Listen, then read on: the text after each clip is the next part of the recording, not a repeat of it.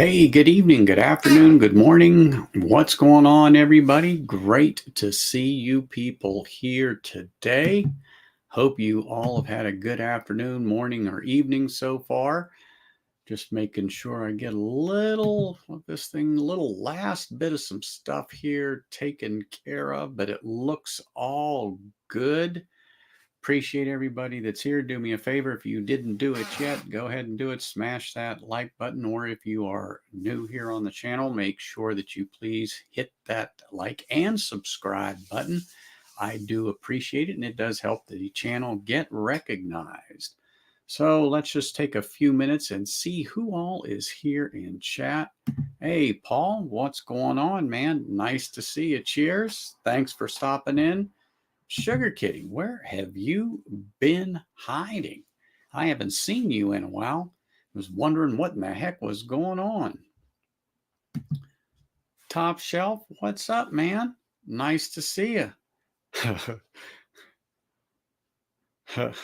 Hey, it's not really a review, just so you know. It's just something that I like to drink as a cocktail in the summer, and we'll talk about that. I'll actually going to make it and show you how I do it and give you some adaptations, and you make it to however you want to make it.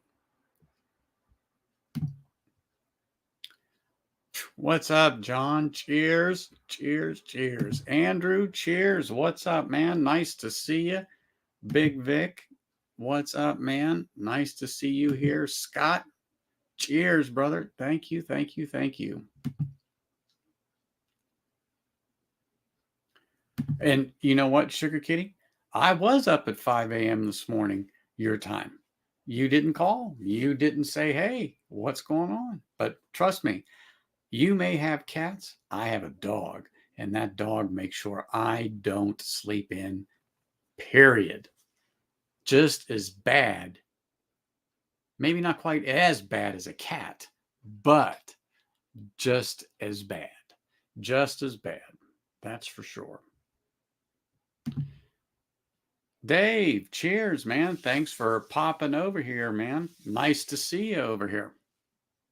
So, you've heard me tell Dustin that I do like wild turkey. I like wild turkey wiring. I like regular wild turkey 101.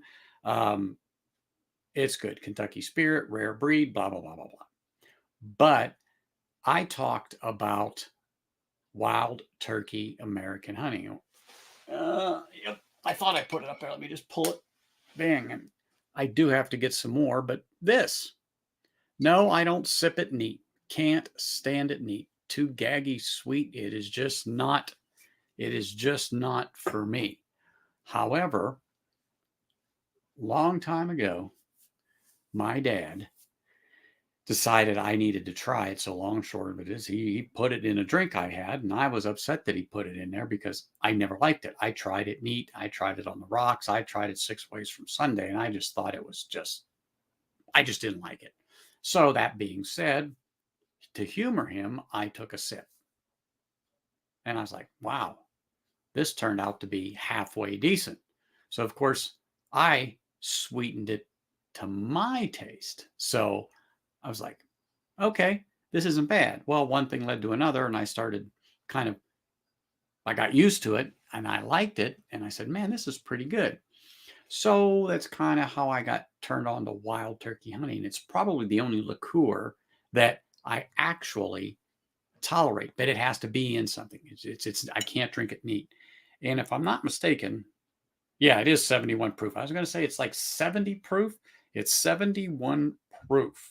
And I'm like, wow. So that's 35.5 ABV.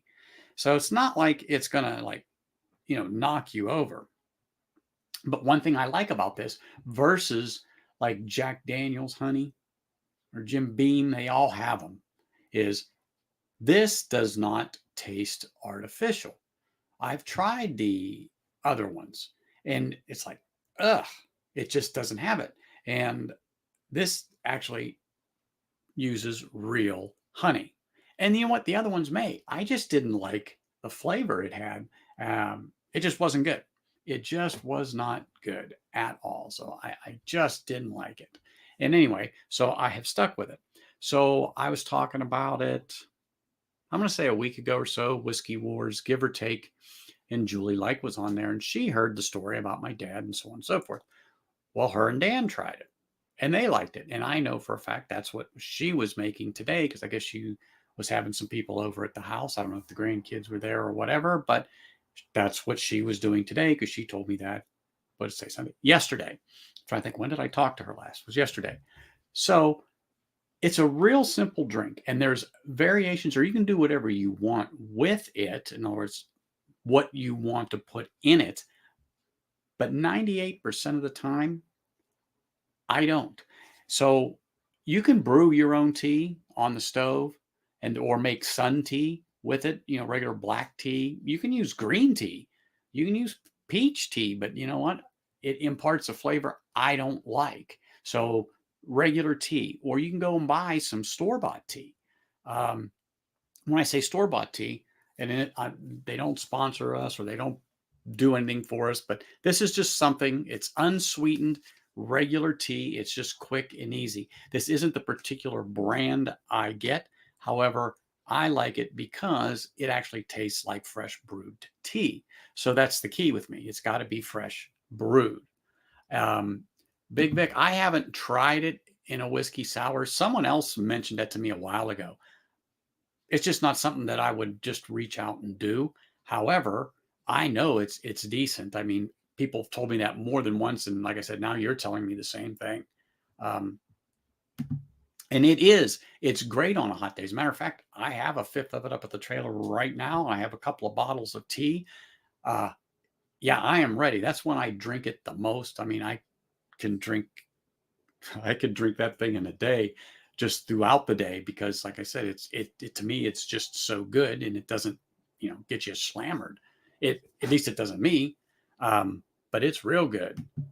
Hey, cheers, Ben. Thanks for popping on, brother. Sorry I missed your stream. I was on when I could, and then by the time I got home and cleaned up, well, it's always the fact it's 2 a.m., 3 a.m. your time. It just depends. And so you guys are winding down, but I'm trying. Hey, what's up, Jacob, man? Cheers, brother. Nice to see you here. Doug, what's up, man? Thanks for popping on. Remember, as you guys pop on, hit that like button for me, please. So it's real simple. I'm just going to pour some of this, and like I said, in a tall glass. And I really don't care what glass you particularly use. And this is full. Wow, that was really full. I wasn't expecting that. I made a bit of a mess over here, but that happens. That's all right. That's why they made towels. Anyhow, I just pour some of this in a glass, and you get your tall glass however you want, but get your nice tall glass like so. Pour your tea in there. You don't have to measure this. However, some people are precise. I am not, but for this particular little thing, I am going to be precise. And you just, I mean, it's good. Sweeten it to taste, of course, but take about 2 ounces. I'm not quite measuring 2 ounces. And just, man, does that look good when you pour it in there. Kind of reminds you of a Guinness, the way things go backwards and roll around in there once you pour this through there. Once you do that, dump it in there. I have taken fresh mint and put in there. I have taken different berries, like some strawberries, raspberries, blueberries, and stuff like that sometimes, and just kind of give them a little bit of a mash and just put them in there and mix it. It isn't bad. Neither is the mint, but I'm just going to give it a mix. I mean, it's just something to get it going. And then, once you do that, I mean, it is darn simple. It's inexpensive. It's cheap, and it's good.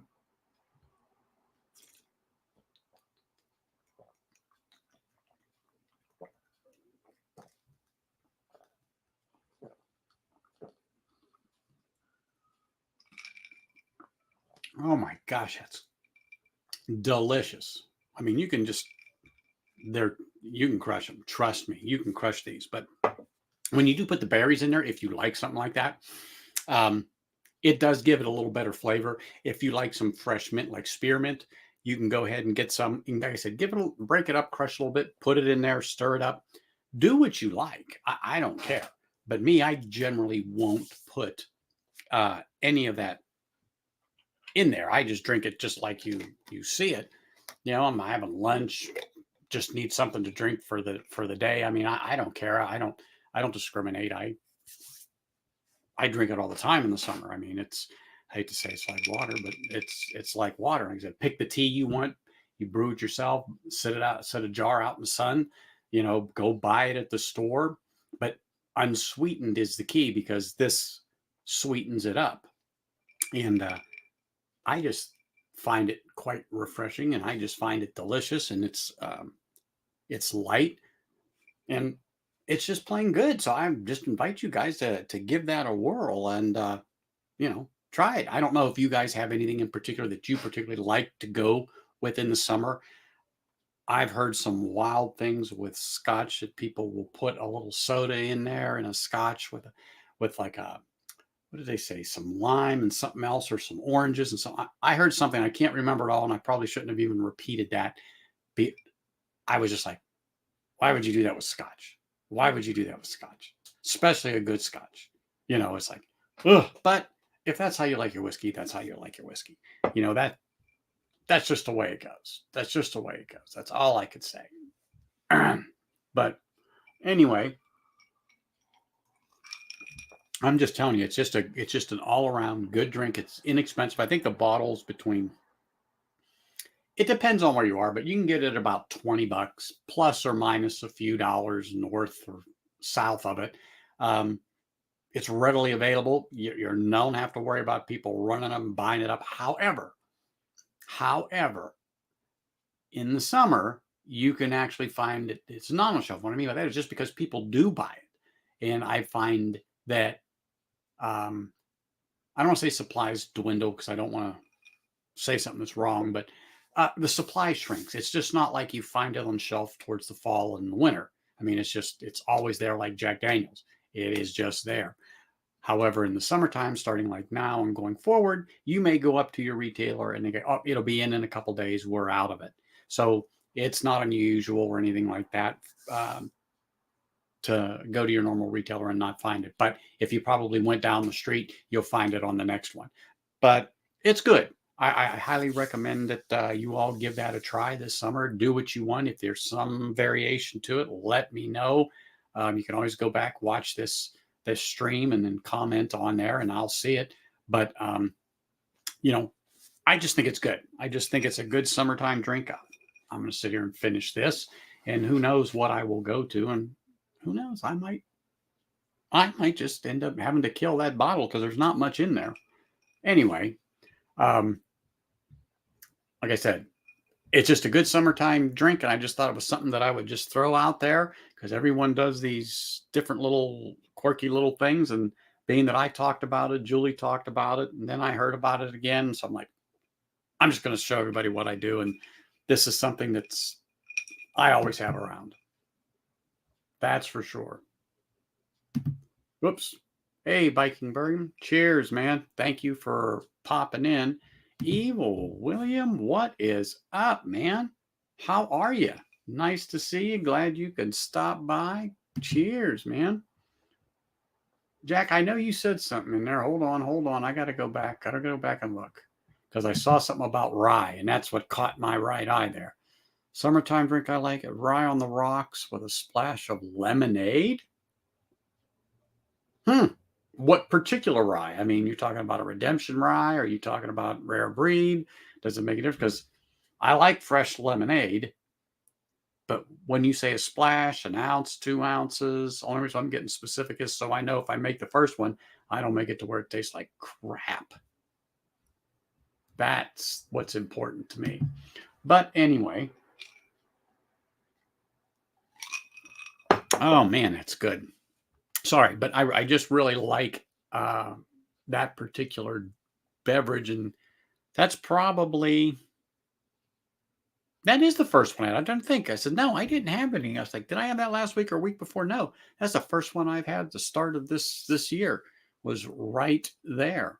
I just know I've got all the supplies I need at my camp So I am real good with that right there, right now. So terrific, terrific. And as a matter of fact, let me know what you guys are all drinking in the chat right there. I am going to finish this up. Of course it is, John. It is tasty. I wouldn't steer you wrong on this one. But remember, sweeten it to your taste. So I said, go about an ounce. I have 2 ounces tops in a tall glass. This is tall, but it's kind of narrow. And then either next glass, decrease it or increase it to the taste you like in the one you got. You can make it as strong or, whatever you want, but it is really good. And if you wanted to add something to it, go ahead. It seems to work well with fresh berries and mint. I'm just not fond of it, but I've done it many times, and it's just good. It is just good. Redwood Empire American Whiskey Batch 2. Well, I don't have that. I just don't have that. But I have Redwood Empire. I could drink some with you, but I don't have that. That's for sure. Oh man, Viking bourbon, nothing. Man, I'm just enjoying this little quick cocktail here before I figure out what the heck I'm going to have next. And Sugar Kitty's doing a little Redwood Empire. We got John down here. He's got a Wild Turkey 101. All right, nothing wrong with that. As a matter of fact, I'm trying to remember. Did I open that last night on Whiskey Wars? Because we were drinking turkey, and I think I did have some of that. No, rare breed rye, and I think I had a little Kentucky Spirit. That's what I had. I do have 101, but I didn't actually drink 101.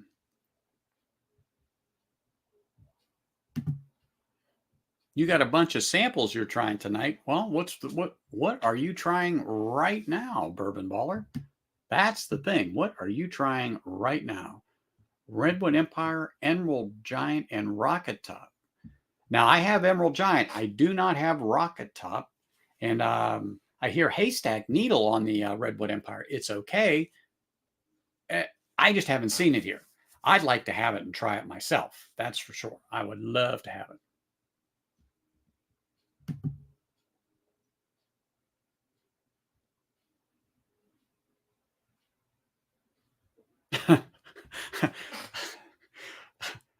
You are the pot calling the kettle black. That is for sure, Sugar Kitty. I twist your arm. Really twist your arm. I am sure. 1792 12 year in a Glen. That is good stuff. 1792. Let me move that down because I need that in a little bit. Oh, dude, this is a great thing that I got. I got it up there. Can y'all? Let me see if it'll focus on it. It's kind of, let's see if it'll get it. Will it do it? Let me back away a little bit. No, it might. Hold on. Let's just, there we go. Y'all see that? That was actually used by the man himself during a performance. He sent that to me. And I thought, man, I want that. And so he signed it for me. And then you might see I keep my little Whiskey Encore sticker right there. But I'm going to get it and get this thing up onto my shelf. But, Cheech sent that to me. And I'm like, that was great. I love it. So I got it sitting there. It's not going to stay now, but that's okay. I'll just set this down here because I don't want anything to happen to it. I'm going to get it up there and put it across here eventually. But that was really, really nice of him to send me that. I was so shocked when I got that. And also, I think I showed you guys. I don't know if I did, but man, he also sent me. Look at this. Can you all, let me just get this here a little bit. Now, can you see his little Whiskey Encore Glen with the stopper on there? So he sent me that when he sent me that drumstick, and it's like, wow. And then I guess I'm part of the Golden Glen Society because Whiskey Knows, Marty himself, sent me his Golden Glen. And sorry, it's hard to tell because of the light. Let me just, there we go. Get that focus back on there if you guys can see that. So I guess I'm part of the Golden Glen Society now. Really nice of him to send me that, and of Whiskey Nose to send me that. Really appreciative. I mean, I wasn't expecting it at all. And particularly, I forgot about the drumstick and stuff that Cheech was sending me. I just did. And when I opened it up, it's like Christmas time. What did I get? And boom, there it was. So I was pretty darn happy with that. But oh yeah, the 1792 12 year. Let's see. Oh, sorry about that. Sweet wheat. Is it in there? Oh yeah. I haven't cracked that yet. That's what happens when you get these bottles. I can set them down here. Nobody cares. That's for sure. Is it there? Yes. Bam. There you are, Viking Bourbon. Aged 12 years, 1792. So, boom. I'm going to set that out here because I may join you here as soon as I finish that, without a doubt. Thank you for that. Cooler Runnings, cheer. Nice to see you, brother. Nice to see you. Let's see. Batch 2 is the predecessor to Lost Monarch. Yeah, well, I got Lost Monarch. I just don't have that. And, you know, when someone says they got something like that, and I like Redwood Empire, and I'm like, man, Sugar Kitty, that would be delicious. Proof and Wood, 100 seasons. All right. You're slow to the party, but opened Wild Turkey Rare Breed last night and fell in love with bourbon all over again. What a fantastic pour. Don't know why I left it sit on my shelf for that long. I'm going to tell you what. So it is good. Wild Turkey Rare Breed is good. I think it has a place on everybody's bar. The Wild Turkey Rare Breed, the Rare Breed Rye, and the Single Barrel Kentucky Spirit. Where I get to some of the differences, and we had this discussion on another stream, is that the price of those are really bumping up. And when you get that Wild Turkey 101, yes, the Rare Breed is a step above. Yes, the Rare Breed Rye is a step above. Yes, the Kentucky Spirit is just another step above the Rare Breed. However, they're starting to price themselves out on those bottles, because you used to pick them up for around $45. Now here they're $55, $60, depending upon where you go here in Vegas. So they're starting to price themselves out. And when you can still get a bottle of Wild Turkey 101 for, let's just say, $25 or less, let me think about that a minute. Yes, it's 15 more proof points north, but the same flavor, you know, great sipper, nose, the whole 9 yards. I do enjoy the higher proof, but is the higher proof worth $30, 40 more bucks to you to get that proof point? Yes, those are good, but that's where I'm getting at. I'm like, I think they're pricing themselves out of that Bourbon Rendezvous, my opinion. They're good, and glad you're enjoying it. That's for sure. So, Dave, you know what? I just saw Eagle Rare for $100 here, and I chuckled. It's not the third time I've seen it around here.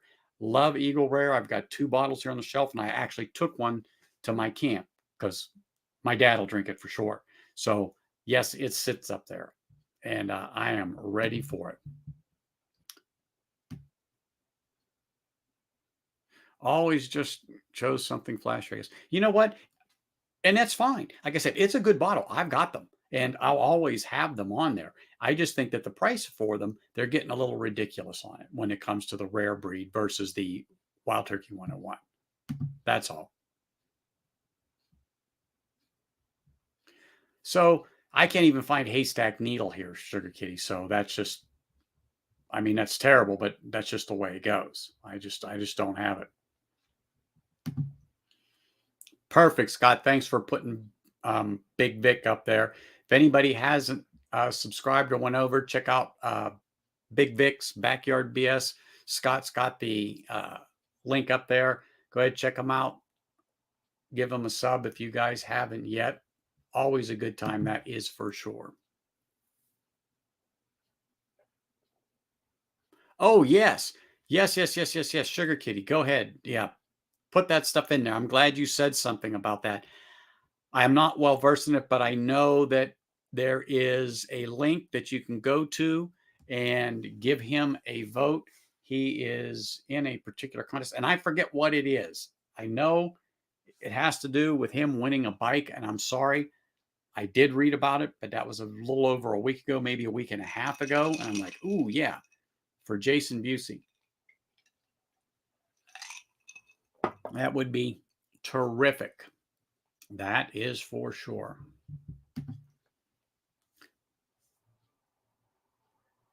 Huh. Well, you know what, Andrew? It helps to have friends in high places. But, you know, you work your contacts throughout North America, South America, wherever you can. You work it. You get what you get when you can get it. And I just actually happened to get lucky. And somebody says, "Hey, I can pick this up if you're interested." And I Venmoed them the money like that. And I said, "Is that quick enough for you?"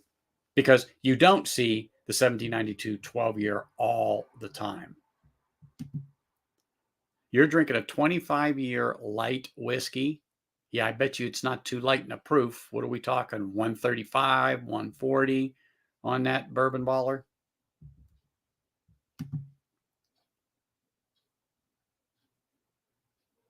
Oh, dude, trust me. I still got samples I've got to go through. I would actually love it if you're out here. That is for sure. And here is the link for Jason Busey to win a motorcycle. So please go over there and vote for him. Doesn't cost you anything like that. However, if you did want to contribute, that does give him some more votes. I did remember that, but you can go right to that site and see what they need you to do. But you can go and vote for him. It is free. We would appreciate you do that because he certainly would appreciate that bike. That is for sure.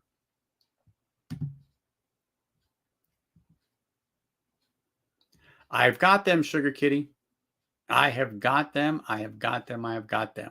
And, I travel and I can always hand deliver. So I know you know my email. So let me know. Rare Breed is solid and so it is. It absolutely is solid and it is consistent on there, Jack. Absolutely it is. And it will always be on my bar. Uh, I recommend it to everybody. I have no problem giving Wild Turkey 101 to somebody that's new because I think it is a good, solid bourbon with some flavor. And it does have a little bit of a kick, but I don't find that kick to be much at all. And I know I drink north of 130. I don't have a problem with it, but still, I just I don't think it's bad at all. Not at all. Oops, let me go back down here and go through this chat a little quicker. For $100, you can get Blanton's instead of Eagle Rare. Well, you know what? I turned Blanton's down here at about 65 bucks just maybe 2 weeks ago. So it was cheaper than Eagle Rare, but I am just not interested in Blanton's yet. One of these days, I will put it on my shelf. I will have a horsey, but not today.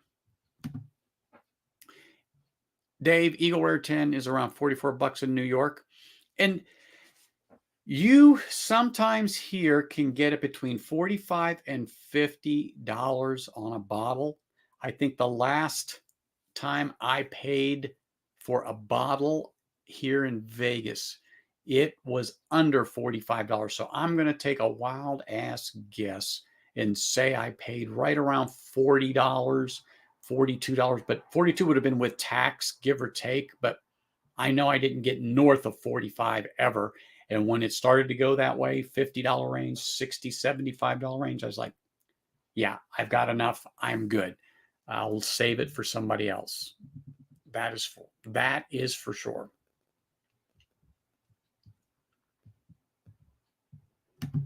Oh, well, dude, at 35, come on, you can't go wrong with that. I mean, that's a decent price for that for a 10-year bourbon. But what I've found that the bottles can be inconsistently inconsistent. So every now and then you're going to get some that you're going to go, oh man, this is great. This is great. And you've got the next bottle and you open it and it's like flat grape soda. Because sometimes I will get a grape note out of Eagle Rare. And it's not all the time. I mean, it is not like I'm getting it every bottle. But particular bottles to me comes off with a grape note. And I've talked to some people and they said, nah, I'm not getting a grape note on that. I don't get grape note. And I'm like, well, maybe you just haven't had one of those bottles. I don't know. I'm not sure. $100 for Eagle Rare is terrible. I ran off with a case at MSRP a few days ago. Plenty of flavor and goes down easy. Well, you know where I was, Andrew? Lee's. Lee's had it, and it was $100 for a bottle, and I chuckled when I stopped in there yesterday looking for Smoke Wagon, the younger, because it's just flying. And my wife showed me a post, and I don't remember what whiskey group, but they posted it. But somebody's selling it for $300 a bottle. Are you kidding me? It was never designed for that. It's to be right in line with the straight bourbon.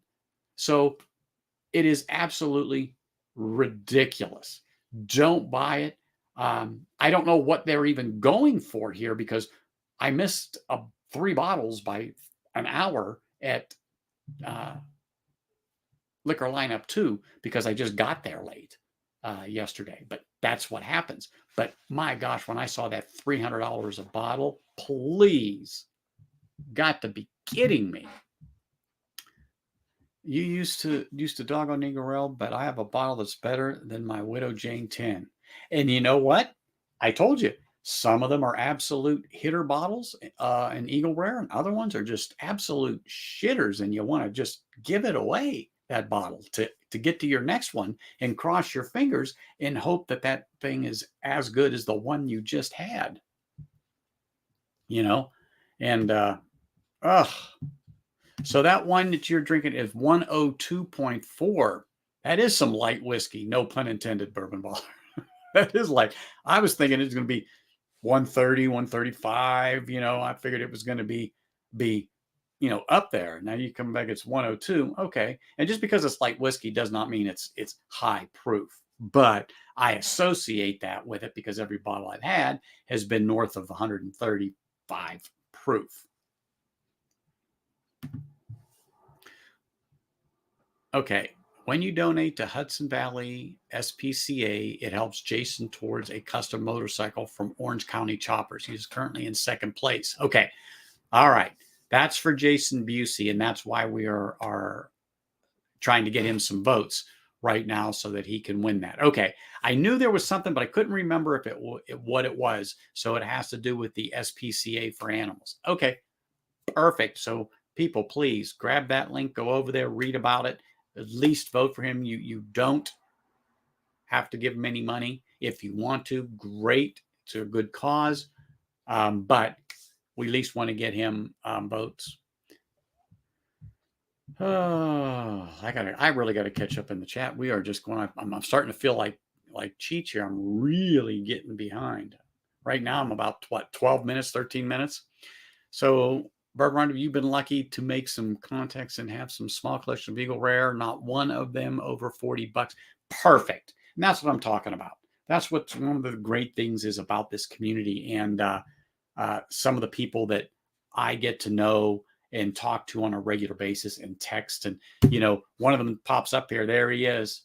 My favorite Texan up there in Colorado, although he's not a Texan, but, look at that hat he's got, is Mike Stahl.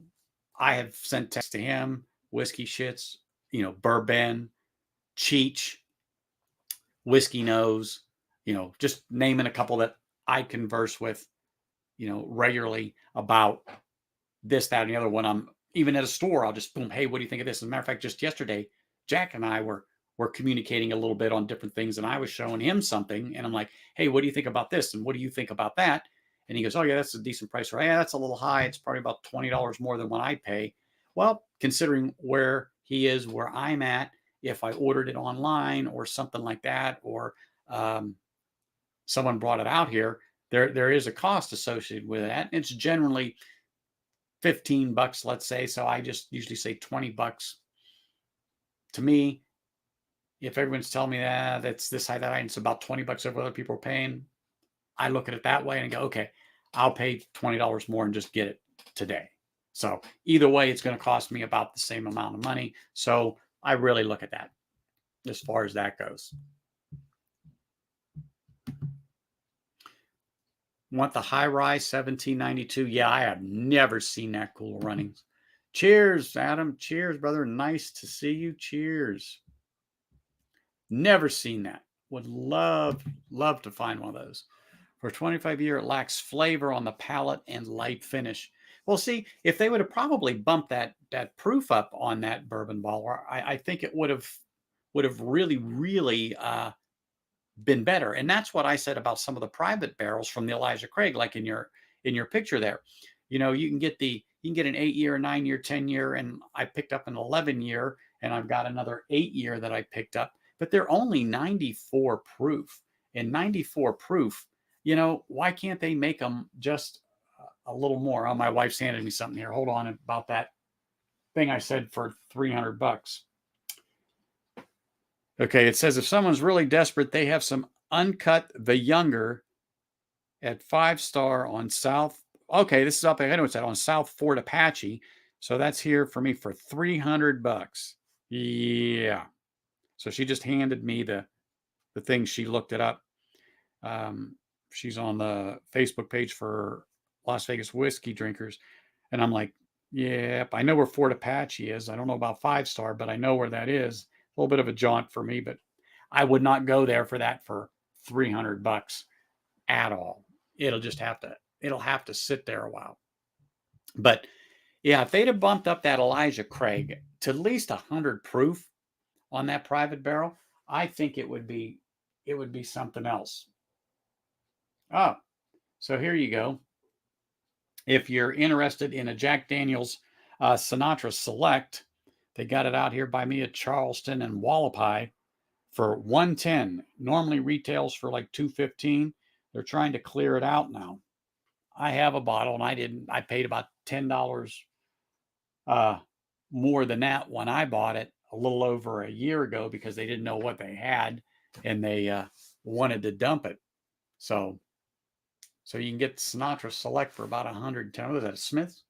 Yeah. Yeah, Smith's. So my wife's hearing what I'm saying, and she's on the pages looking things up. So, dude, I am great. If you just give me a minute here, I got kind of carried away and doing some stuff, and let me post the link for some of you who want to pop on and chat. And I apologize, but you know, I got to find it. I'm sure y'all find it hard to believe, but I just got to Jack John there and let me pin it. Okay, we're good. So if somebody wants to pop in and say hello, they can. But yep, all good. Blanton's concerns me. Both of my kids want a set of horse stoppers. They are a long way from drinking age. Yeah, but you know what? I just think it's ridiculous. It's just not worth it. There we go. Smoke Wagon 12-year barrel pick and 8-year interest sign-up sheet. Please put me down here. Oh, my wife's handed me another thing. It says, talk about a Smoke Wagon 12-year barrel pick in 8 years. Oh, so what? 12-year barrel pick and 8-year interest sign-up sheet. Well, that doesn't make any sense to me. Unless that's a typo. Oh, okay. Yeah, that's from 2020. Yeah, I don't want to like that didn't make any sense to me whatsoever. My wife is looking at stuff and things are popping up, but yeah, I just was like 12-year and 8-year interest sheet. Yeah, I believe there'd probably be a waiting list of 8 years to get something like that. Yeah, but that just means you're going to have to do a lot more drinking of Blanton's. And I couldn't wish that upon anybody unless you really, really, really liked it. That's for sure.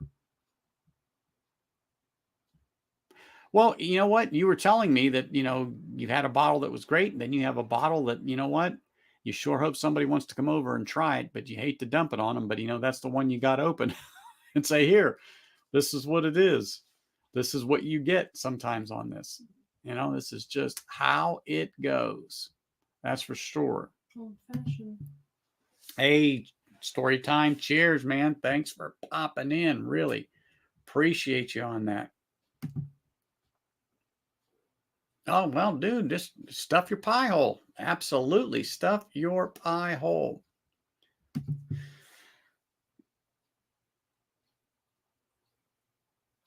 Oh, yeah. Nothing like when lightning knocks out your power. Yeah, I hope everything's all right down there, Brian. That's for sure. Buffalo Trace White Dog? Mm-hmm. So my wife's talking to me. White dog is what they call it when it comes right out of the still. Weeded mash. And before it gets put into the barrels. The barrels are what give it the color. Anyway, sorry. My wife's talking in my right ear over there. She's just out of the picture. I'm leaving. Now she says she's leaving. She doesn't have to leave, but she's talking to me in my ear there. Anyway, so let me finish this up, and I got to get something to pour. So I know Sugar Kitty's drinking Redwood Empire. Some people are drinking 1792. Wild Turkey 101. I saw Rare Breed, which I was drinking Rare Breed last night. I think that was you, Jax, wasn't it? You had Rare Breed just now, or you were drinking Rare Breed just now, and we were drinking some Rare Breed last night.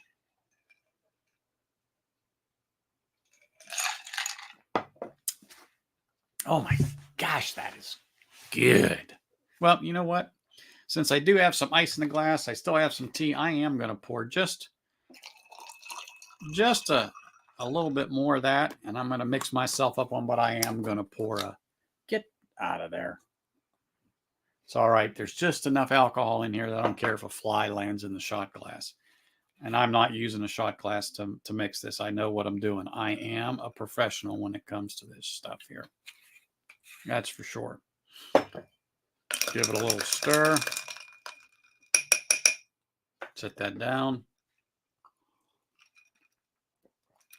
All right. Just needs a shot more. Doesn't make you bad. I'm a perfectionist. Sorry. There we go. There we go. Give it a little mix. Throw that down there. My God. There's no humidity here, but man, these glasses are sweating like a pig going to the slaughterhouse. Holy smokes. All right. So that's it. I was going to say, we was Wilderness Trail. We both had store picks, Wilderness Trail. So, yeah. So anyway, let's have, since I twisted Sugar Kitty's arm, let me move my small batch over here. Let's see. Do I want a little pipe dream? What do I got here? I got Emerald Giant. You know what? Just for you guys, I am going to do a fresh crack since I haven't cracked this one yet. Let me get my Lost Monarch here. Here we go. Bam. We'll pop this sucker here, and I'll get a pour of that. Then after that, since there's some people in here, we'll get myself another pour of something, that's for sure. Man, oh day. I must not want this thing to come off. There we go. Ah, beautiful. Wow, listen to that. All right. Grab a little Glen here. Let's get a little pour there. There we go.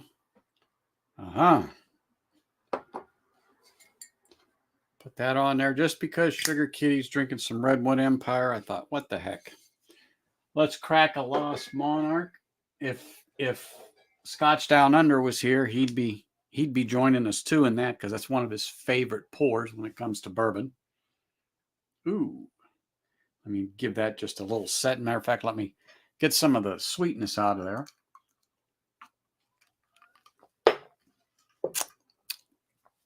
All right.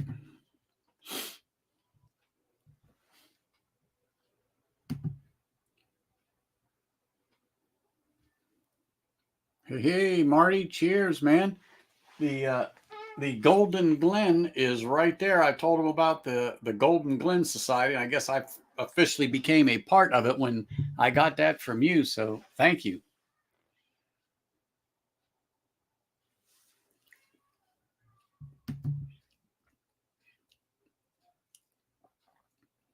Holy smokes. Now I know why he really likes that Lost Monarch. Wow. That's surprisingly sweet. Surprisingly sweet on that Lost Monarch.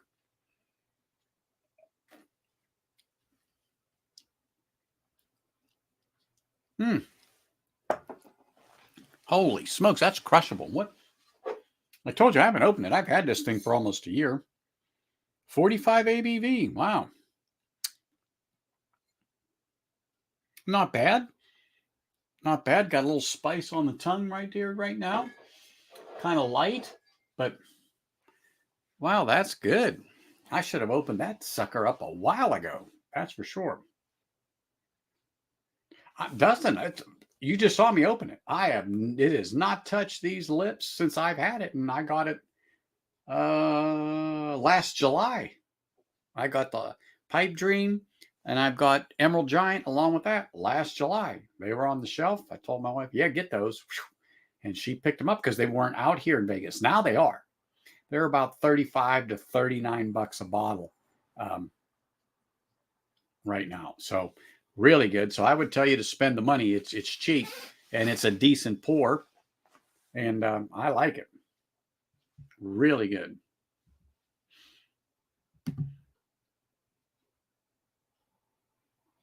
I don't have that. I cannot find that, John.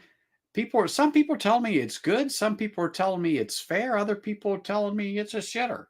I don't know. I've never had it. What do you think so far, John, on your haystack needle there, that 14 year? I mean, let me know. I mean, I want to know. I think it's interesting, but it's just not out here in Vegas yet.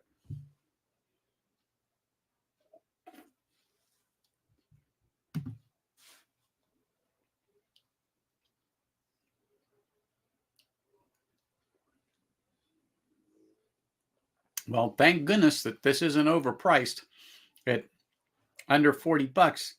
Dude, that's a quarter tank of gas for you.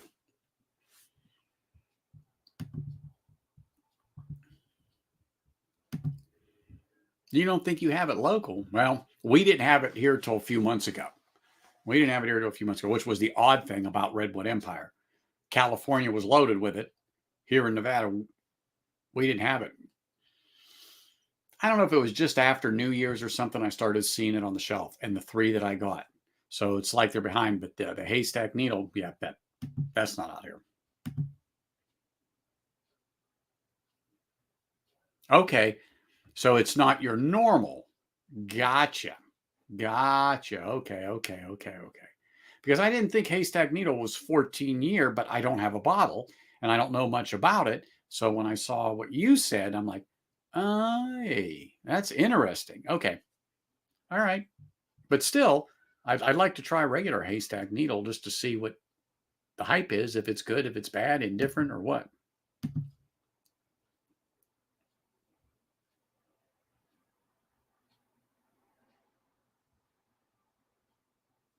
So, did you just do a Heaven Hill, Dustin? Didn't you just do one something like that? I'm sorry. I did see it. The bottle's in my head, kind of got a blue label on it. You just released that review, you and Mike, just within the last day or so, and put it in the chat so I know. Huh, dude. Do you see this face? Let me get a little closer. I would love to try haystack needle. Would love to try haystack needle. Really, I would love to try it. I want to see. And then you actually have one that I'm never going to have. So hopefully it doesn't ruin me when I get an actual bottle or a taste of it. That's like, yeah, John ruined me. You know, they had a pick and it's like was amazing, and everything else is just like. Pfft. But hold on here. Hold on here. John, my email is very hard, but there it is.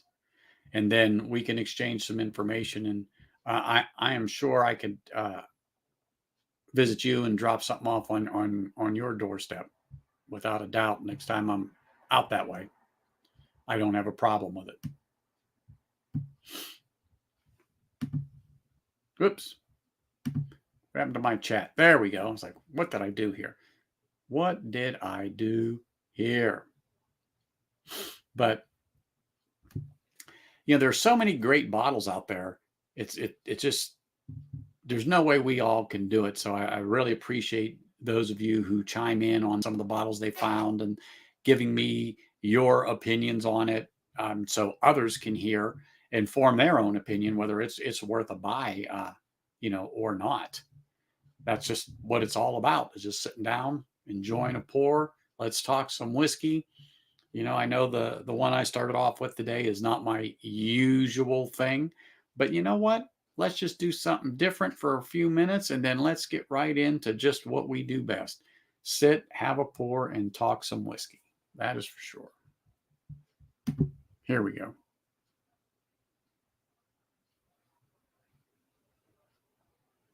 Okay. I knew it was something. William Heavenhill 12-year cast strength. That's it. I'm very interested in that.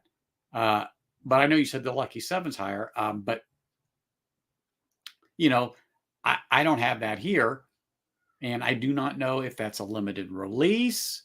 You know, I have no idea. So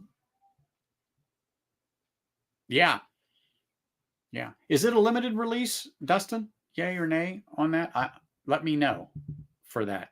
And if you guys don't know, go back and look at Top Shelf Dustin and look at their review on that William Heavenhill and then the Lucky Seven.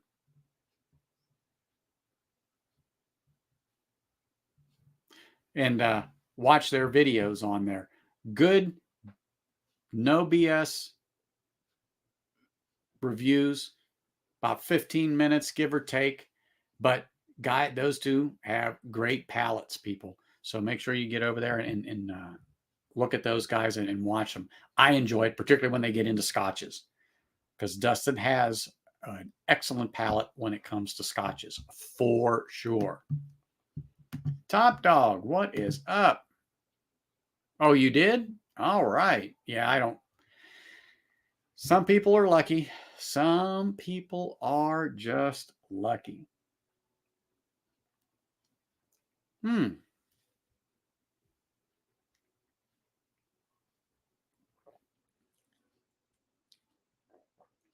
Wow, that Lost Monarch is pretty damn nice. That was a bigger sip than I anticipated, but oh my gosh, that was really good.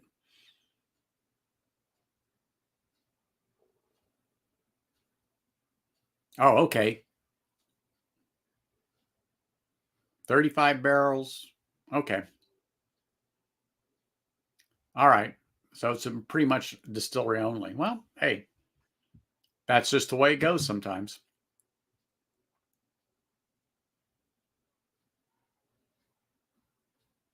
I'm gonna have to look for that Lucky 7 14-year in the single barrel if it makes it out this way. That's for sure.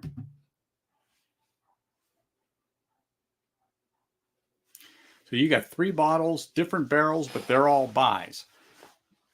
And you are referring to the Lucky 7, Dustin, or the William Heavenhill?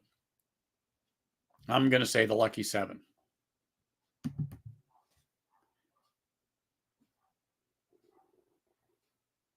You had it with a box of cookies for your wife's birthday? Oh, really? Hey, nothing wrong with bourbon and cookies, I guess. If you like it, then you just go ahead and do it. Sorry, I don't mean to laugh again. Really sorry there, Top Dog, but I just find that funny. Just, I believe you.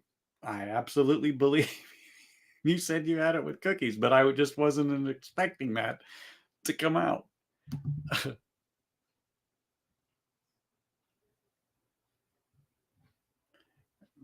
Appreciate it, brother. You know where I'm at here in Vegas, so come out anytime. I will make sure I'm here to receive it. That is for sure.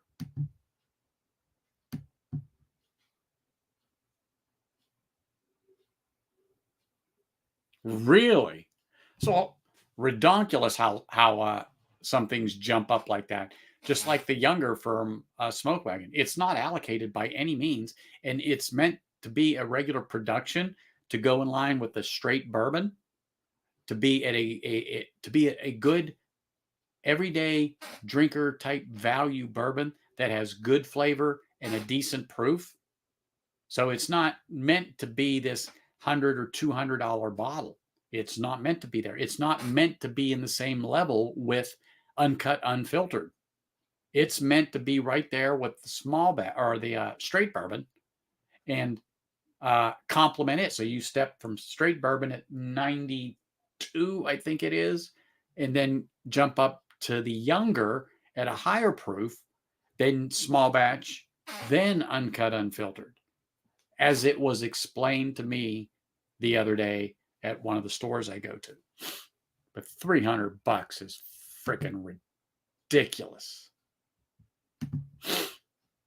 Lucky 7 has a website that will ship to you if it's allowed in your state. Well, it's like any state. They don't mind shipping as long as they somehow, some way can get some tax money out of you or them. That's what it comes down to, is they want to make money. I got it. So my thing is work out a deal from the distributor or wherever it is that you're buying it from, just using those as an example. And I'm sure it's a lot of paperwork and just politics, but go ahead and just say, okay, we'll get you your cut. It should just be allowed and be able to be shipped. I got you signed for it and stuff like that. I'm fine with that. But when I order stuff and it's shipped, particularly UPS, as in UPS, not postal office, but regular UPS. If it comes to me, it goes to my box at the UPS store, so I know it's safe. Hold on, we gotta let somebody with a very discriminating palate on here. What's up, brother? Cheers. Thanks for How you doing? Cheers. No, nice. What's up, just Paul? want to pop in to say hi. Yeah, no, it's you're always welcome. You and a few others do not need invitations. When it's up there, you just come on. That's for sure. So what's cooking with you, brother? Getting ready for a little work travel tomorrow morning, so trying to relax a little bit before I settle in for the night. I totally understand that. Yeah, that I don't miss not having to travel for work anymore. I don't miss that. I like knowing that I'm in one spot, do my thing, and I'm gone. No more electronic leash, none of that stuff. I gotta. It's a joy. It is. You get used to it because that was your job. Yep. And then when I left the casino business last year after 24 years, and I got away from that, it was odd for the first month or so. But now, I don't miss it. I do not miss it. Yeah, don't miss it at all.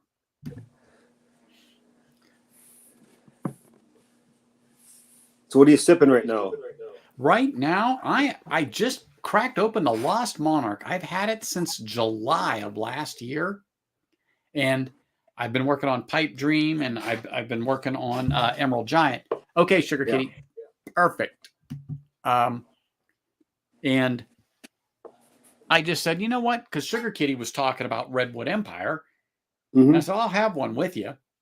And so I pulled down Pipe Dream and I pulled down the Emerald Giant, and I thought, you know what? I've got Lost Monarch sitting up there. I haven't opened it. So I grabbed it and I opened it, and I'm like, oh my gosh, this little gem's been sitting there for almost a year and I haven't touched it. And it's like, Yeah. No wonder why Scotch Down Under is like, he really likes it. That is a nice gem, especially for the price point. I'm getting an echo here. Are you guys getting an echo when I'm speaking here? Or is the audio okay? Okay. Sorry. I was enjoying that sip and I'm like, oh man. It's light. It has some spice to it that I like. I wish it was just, when I go that much more, just about that much more. Yep. But man, it is good. It has a nice flavor, a nice sweetness. The spice is still going on it. Wow. Sorry, I'm just like, I had a little bigger again. The next thing you know, I said it the last time. I thought I watched, but I still got a nice big sip out of it. But it's really good. Yeah, I'm sorry I waited this long to try it. Yeah, it's been about a couple months since I had mine last. I'm looking at it. It's sitting right next to me. I should grab it. But once I'm finished with this, maybe I'll join you. Yeah.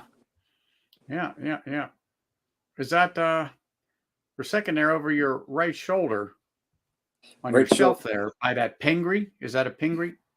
Yep. You're going, yep. What is that bottle? Which bottle? Look up there to your left now on the second, not the top shelf, but the one below it. We'll keep going to your left. Nope. Keep going. Yep. Getting closer. Now go up one shelf. This shelf? One more up. And then this one? Oh, that's a Peerless rye. Oh, that's the Peerless. Okay. The Peerless rye. Yeah, my wife picked that one out and she says, you want to try that? And I said, nah. I said, what's the one next to it? Restoration rye. Oh, I just did a video on this one a couple weeks ago on my page. This was from the 2022 release. That the bottle, the label caught my eye, and that's what I was like, what is that? What is that? Is a sweet looking bottle. It really is. They did a nice job on the glass. They have their logo on the bottom. Try to get the orientation there. It looks like there are sides on the bottle. You know what I'm saying? No sides. It's just they have raised glass on it, but okay. It's okay. I could just tell that there was something on it, and that's what caught my eye on the shelf a little bit. Besides the label, I'm like, it was interesting. Sorry, shiny object, bright light. I do that. Understand. Shiny object with liquid in it. So sorry.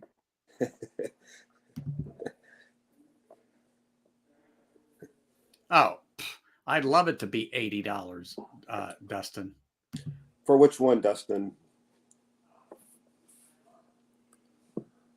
Dustin, I'm telling you what, I went to the store where I normally go and get my Log 12 Lions Fire.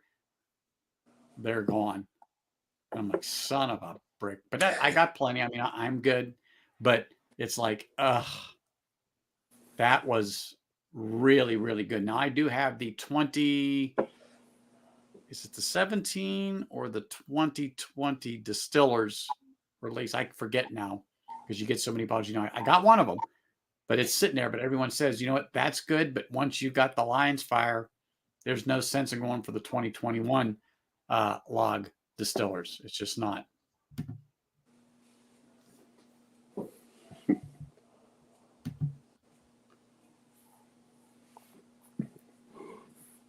Oh, the loss. Yeah, Ken just gets. As a matter of fact,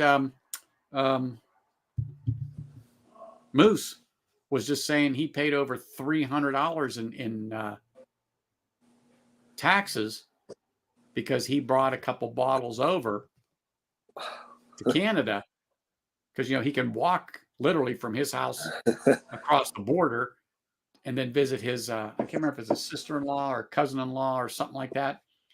And so he picked up a couple of bottles and went back, and it was over $300 in taxes that he had to pay on 3 bottles that, weren't even $300 here. But that's just how they go because you didn't buy it in Canada. you're going to pay through the nose. Yeah. So Sugar Kitty said that $130 or what was it for that Lost Monarch? What is it in your neck of the woods? I'm just curious because $5, how much? $39.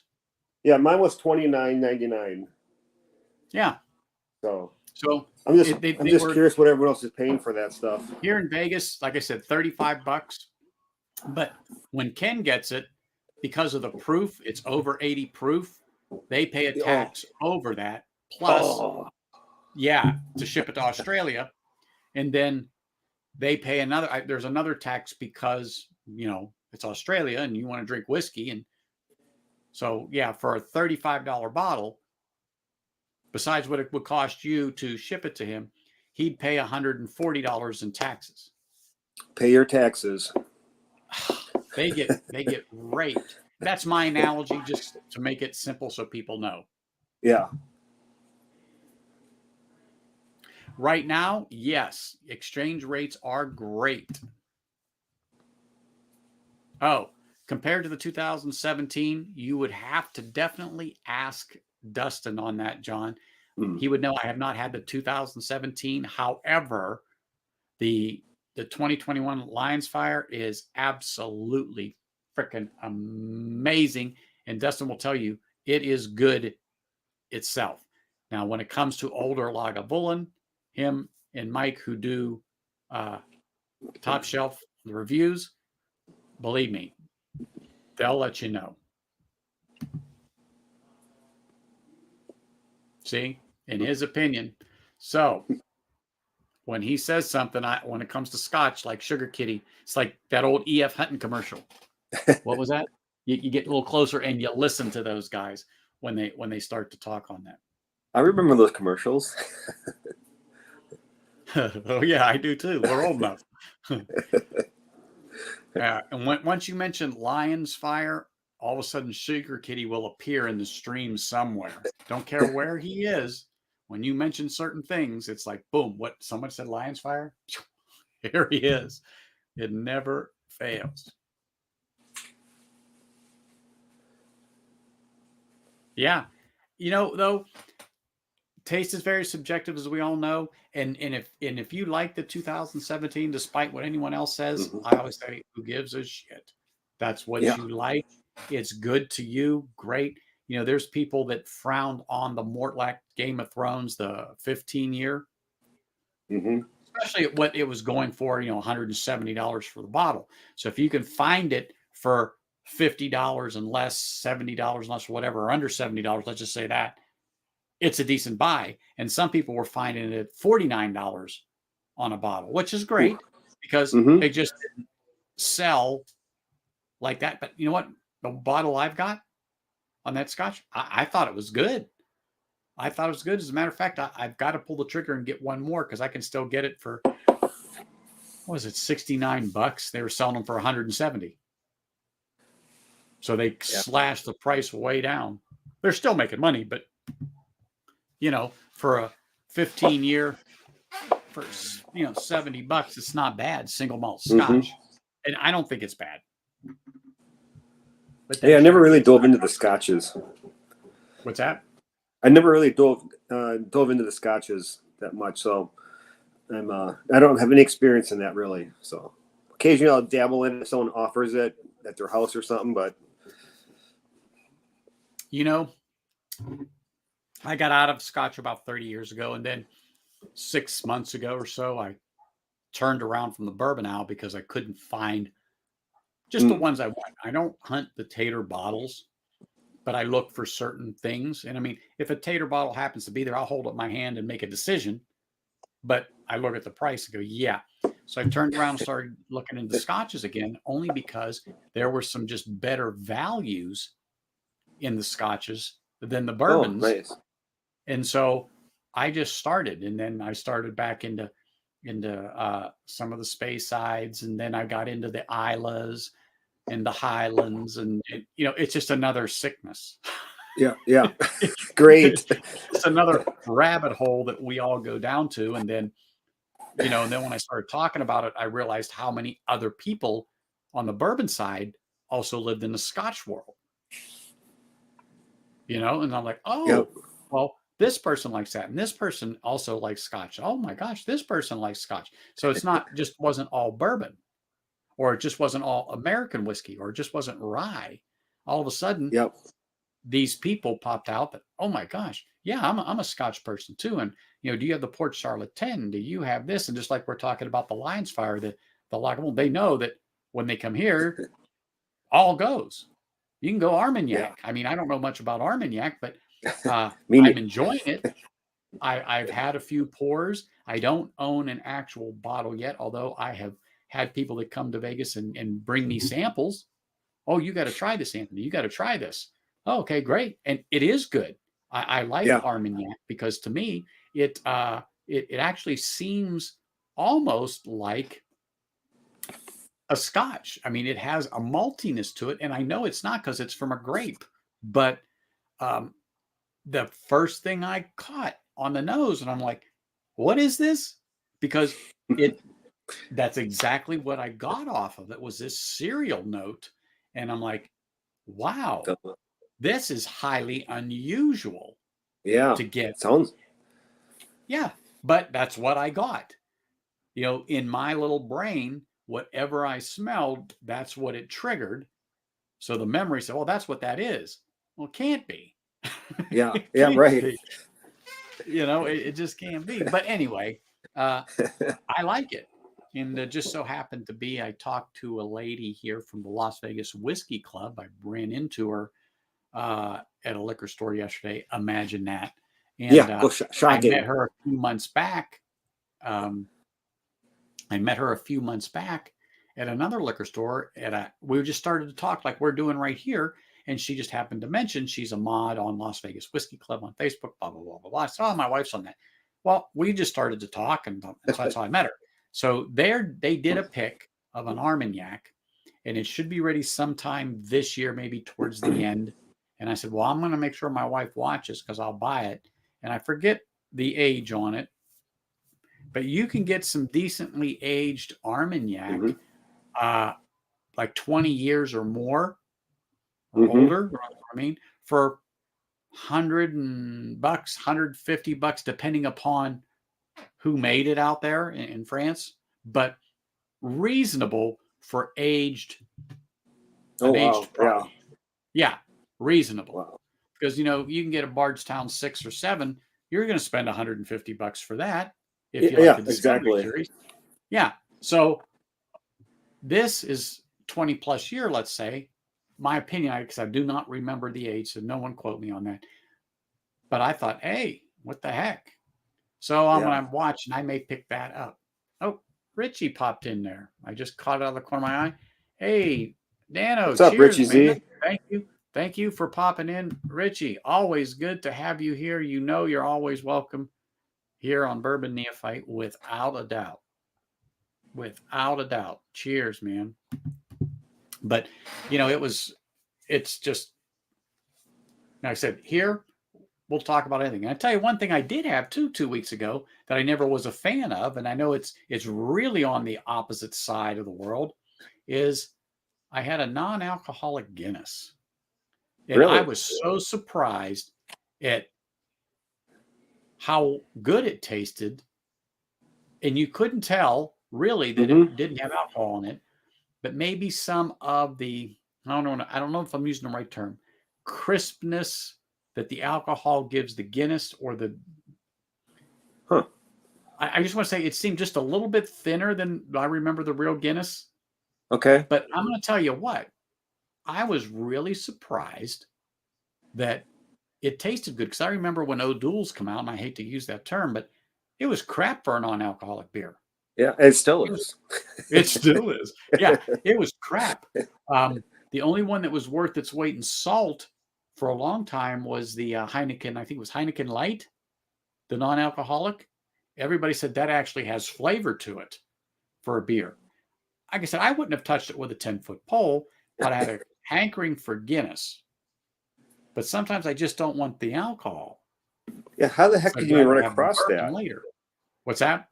Where the heck did you even run across that? At a liquor store, you said, or was that a? Yes, that That sells was beer, wine, Hmm.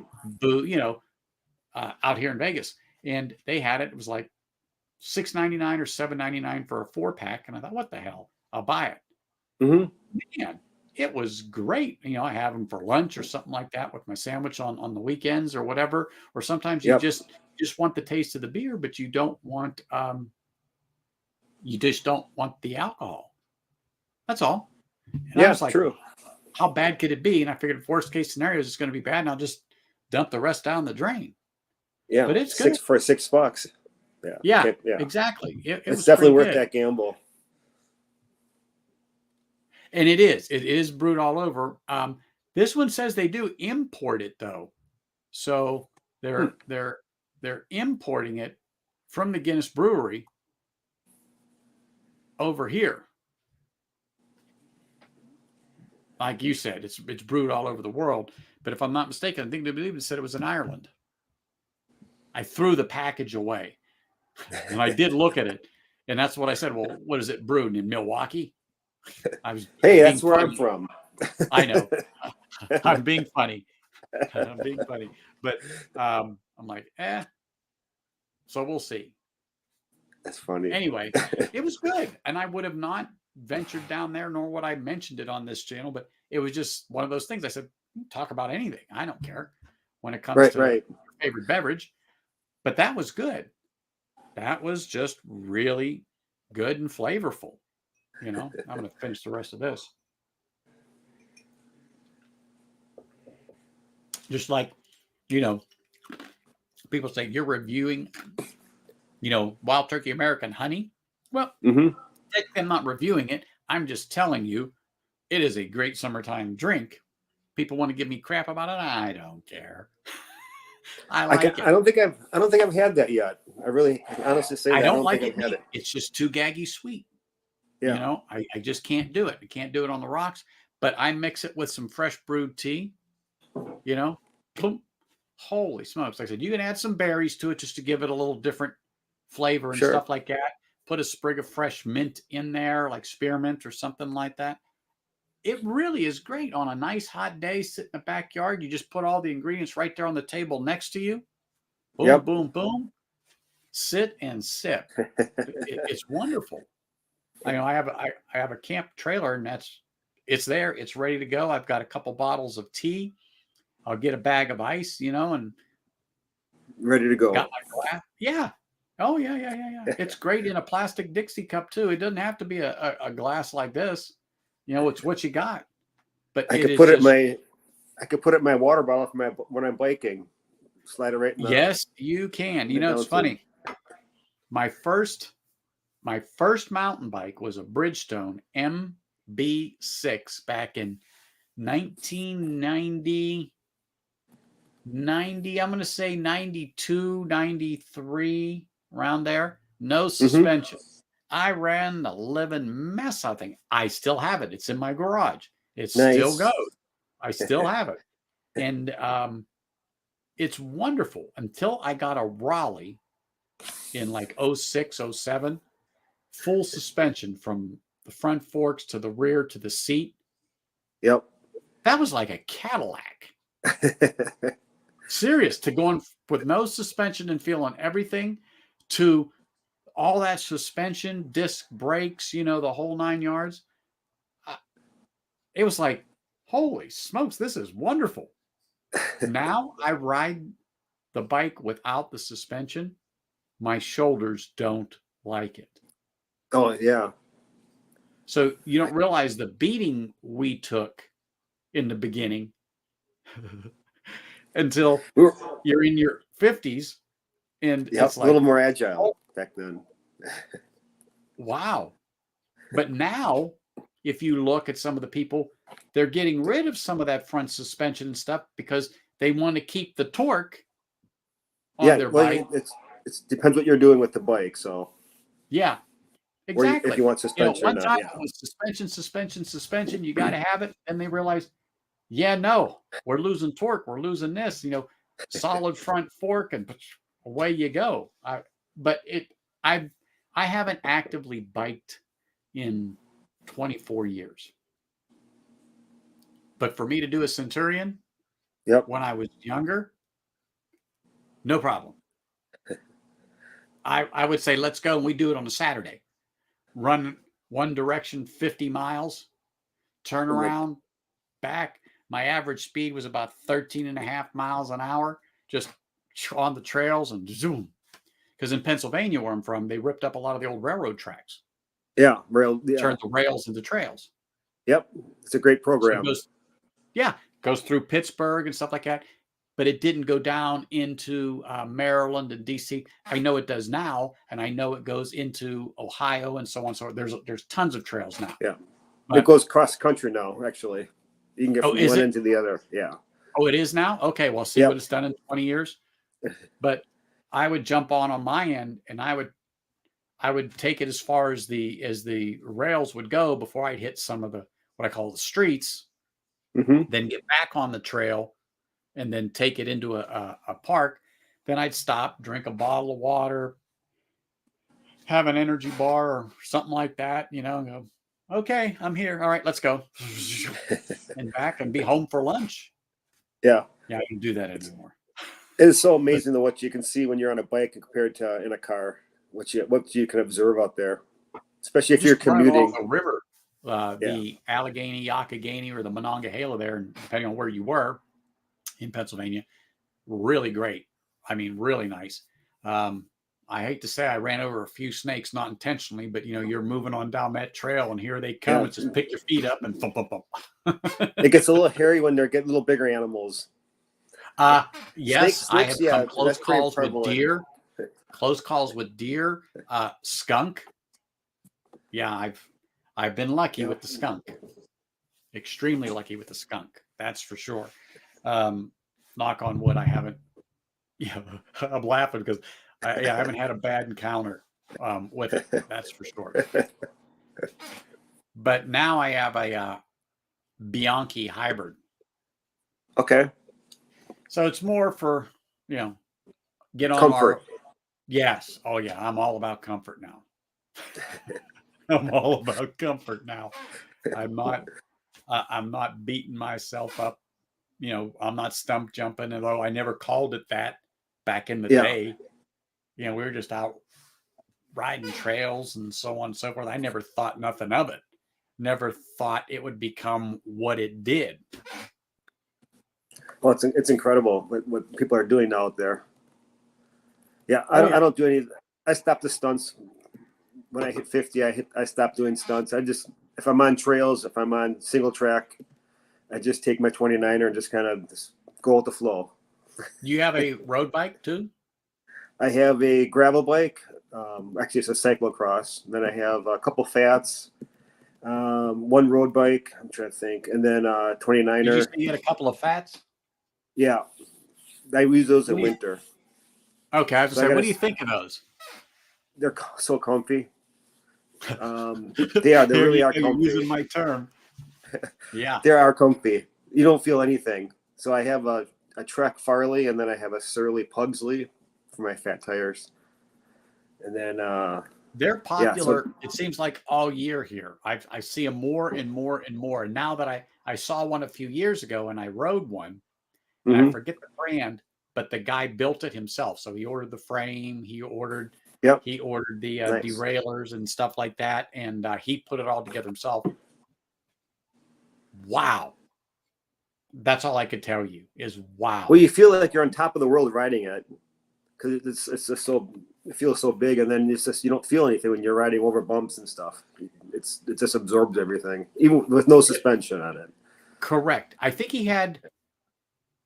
he did have front suspension. I can't remember, and seat, but neither here nor there. You're right. It's not the same as your standard mountain bike or road bike tire.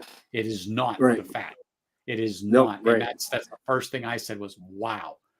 This is. Well, you're only running usually at 6 PSI, maybe 6 to 8 PSI in the tires, where the road bike is what? 80 to 100? 60, 80. Yeah. Usually 80 to 100, and mountain bikes usually 60. I was going to say, I think 60. on my hybrid, there's 65 or 75 on there. And I don't run them at the max. I don't run them at the max, even though I'm not off road. Maybe it's just a little gravel because I'm on one of the paved trails around our development.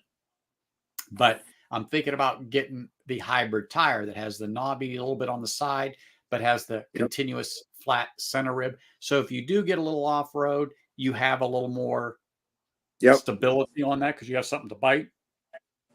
But if I do go a trail, I'll just put 2 new tires on what I call the Green Hornet, my Bridgestone, with a chromoly frame. I mean, how old is that? And take that out. And I've never had a problem with that thing ever in my life. And I think rode the mess out of it. Rode the mess out of it. And I'm still riding it. I mean, I haven't ridden it in a couple of years, but it's been a great bike. And I've had it for well over 20 years.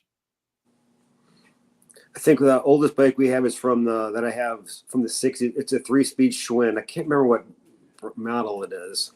I had a 5-speed Schwinn Collegiate. I think they called it a Sportster. It looked like a 10-speed, but I was only in 3rd or 4th grade, and it was a 5-speed. My dad bought that thing for me. Oh my gosh, I love that sucker. I rode that and rode that and rode that and rode that and rode that. And he got rid of it actually maybe about 10 years ago. And he got that for me in like 1980. I'm going to go out on a limb and say maybe 82. Maybe. Yep. Nice. Shout out. Hey, I see in the chat here. Shout out to John Crayons. He's in Green Bay. Awesome. I'm in the greater Milwaukee area. So. Oh, okay. I just looked out of the corner of my eye as soon as you said that because Green Bay, and I was looking on that side of the screen because I've got my monitor up, but for some reason it is so darn blurry. I don't know why my monitor is like that. And I'm like, what is wrong with that? And it's just one of those things when you stream, you know, I do have the monitor on, but I don't pay attention to the chat, but I didn't pop out the chat. It says, you know what? I got the monitor. And now I'm looking, I'm like, I can't really see it. But when I pop it out, it's great. And I put it on the monitor.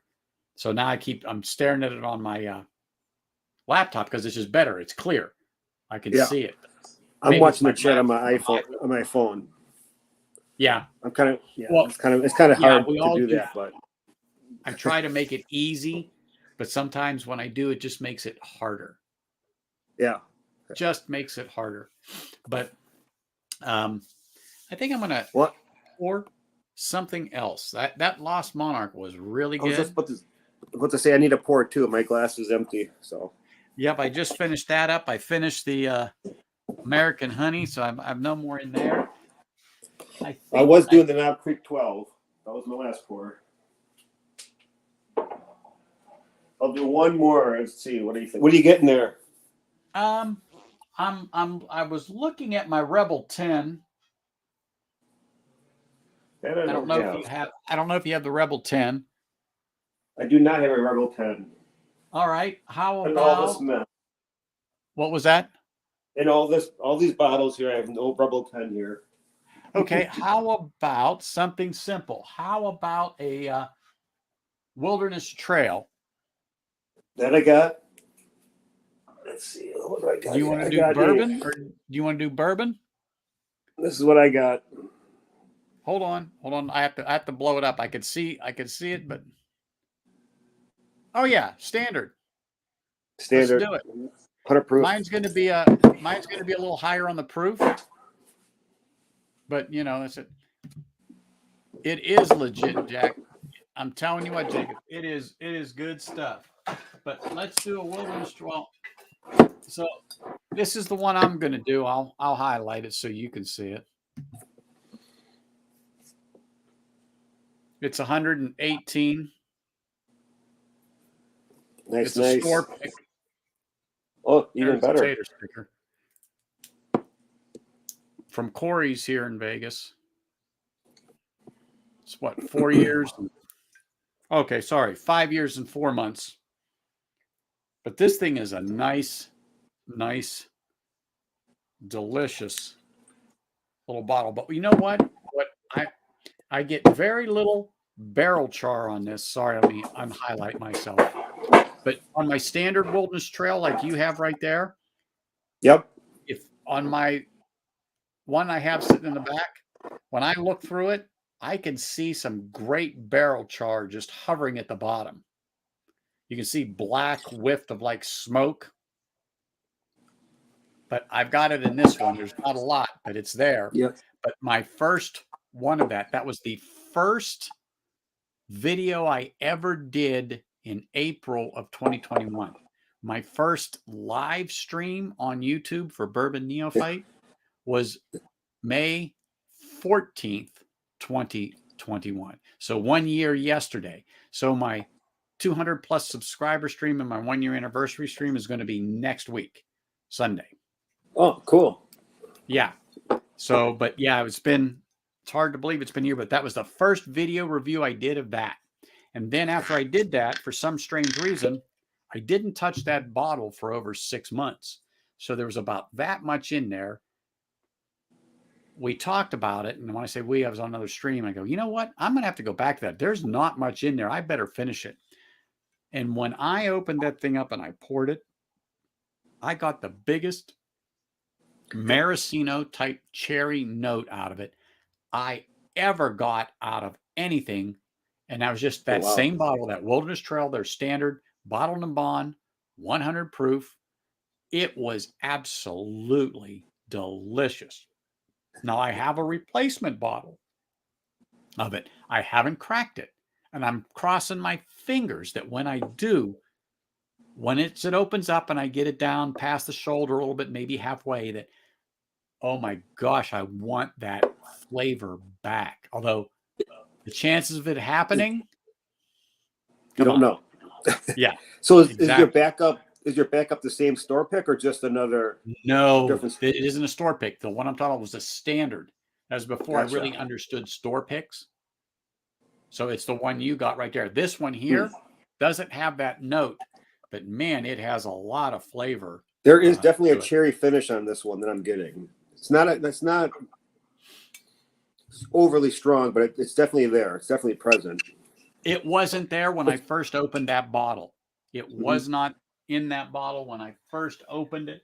And I was so shocked that when I had it, I actually looked at it for a moment because you're like, what the hell was this?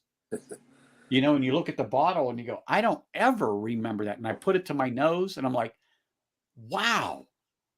And at first I couldn't quite figure it. I knew it was some fruit. I just didn't put my finger on it. And someone said maraschino cherries in the chat. And I went, it's like, that's boom. Yeah, that's it. That is absolutely it. So they must have, like you, got that cherry note and said, boom, it's got to be the cherry. I have never, ever got that on that bottle prior to that. And like I said, I drank it down to, that far from the bottom. So I had a couple of pours left, but I put a hell of a dent in there before I pushed it. It just got pushed to the back because you get other things. And it's not that I didn't want it. I just so often, say out of sight, out of mind, but out of sight, out of mind. Yeah. And it's so often that you have those and you open it and you sip it and you put it aside. Like you said, you get new ones coming in and you forget about it. And I haven't had this in 6-8 months. Like you said, I'm glad you mentioned it because I haven't touched it. And just come back to it. It's great. So everybody in chat, think about it. I bet you there are some bottles that you have that are absolutely good, but it's been months since you reached back there and pulled one out. Go ahead and put it in the chat if you can think about it. What is a bottle that you go, you know what? I haven't had A or B for a while, and it's been months. Put it up there. I mean, it's just one of those things you probably should go back to, because if you haven't touched it in months, chances are that thing has changed, and most likely it's going to be for the better because it opened up. But one thing I have learned is that when it gets down there is you want to start working on that thing, because air, or that it will oxidize quicker, and it will be your enemy. It'll well, not only does Yeah, not only does the bottle change, but your palate changes over as you grow, as you get older, and whatever your palate develops and so forth. I think so. You change as well as the bottle. You absolutely do. There is no doubt that your palate changes over time. And Just I think have about the been, first time you drank your first bourbon. It's like, oh, think about it. Your first whiskey, I should say. that was high school. Okay, come on. Well, exactly. Me too, but Just like, underage. well, you know what? Let me just say this. For me growing up, having a beer, a glass of wine, or some whiskey was not forbidden. What Hmm. was forbidden for me was if I were to go out and do it illegally, Yep. other than in my own home or my parents' home or my grandparents' home, straight out, that was an absolute no-no. So growing And up, what? if I wanted to have beer and pizza, Yep. I could have had beer and pizza for dinner, but I wasn't allowed to drive. Yeah, you can't leave I then. wasn't allowed to leave the house, but it wasn't forbidden. So when I got to high school, when I was at high school, your freshman, junior, or your freshman, sophomore, junior, senior, guess what? I didn't care to do. Drink. Didn't care to drink. Drink. Yeah. Yeah, I didn't. I mean, did I? Oh yeah, I had a beer here, I had a something there, but I wasn't it wasn't forbidden. I'm like, nah, nah, nah, Yeah. because I Been knew there, what done that. I knew what the consequence was for me if I got caught. And let's just say I couldn't have sat down for a long time. Yeah. Yeah, that was made very, very, very clear to me. I So, mean, like what I'm part of the looking at country? you, Pittsburgh. Pittsburgh area. Yeah, When did you move to Vegas? 98. 98. So you lived Pittsburgh your whole life up to 98. All my life. I'm telling you, I don't know why my family stayed there. Why do you want to shovel snow? Why do you want Well, to you be in the ride cold? bikes in snow. You don't shovel snow. You ride bikes in it, like me. Well, you know what? I actually did for a little bit, but it's a skill you have to develop to ride in the snow. It's like driving on ice. If you've never done it, you're petrified. But me, that I've done it so many times, living off of Lake Erie, because my father lived up there, so I would go up there a lot. It was nothing. You know what I'm saying? To drive in the snow and stuff like that. I don't.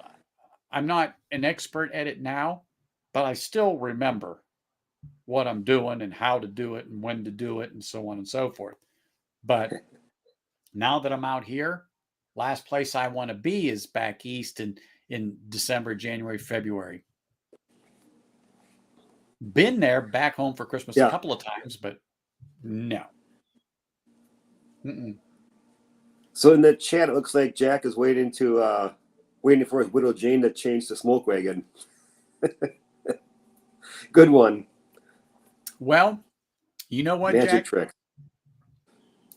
Just keep thinking that. Just keep thinking that, because the power of suggestion through your mind, you never know what can happen. Jack can't get smoke wagon.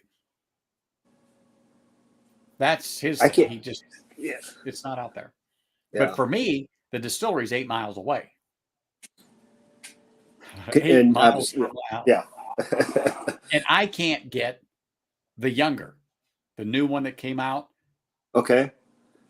So if you heard me talk about it, Smoke Wagon the Younger is meant to be in line with the first one, the straight bourbon.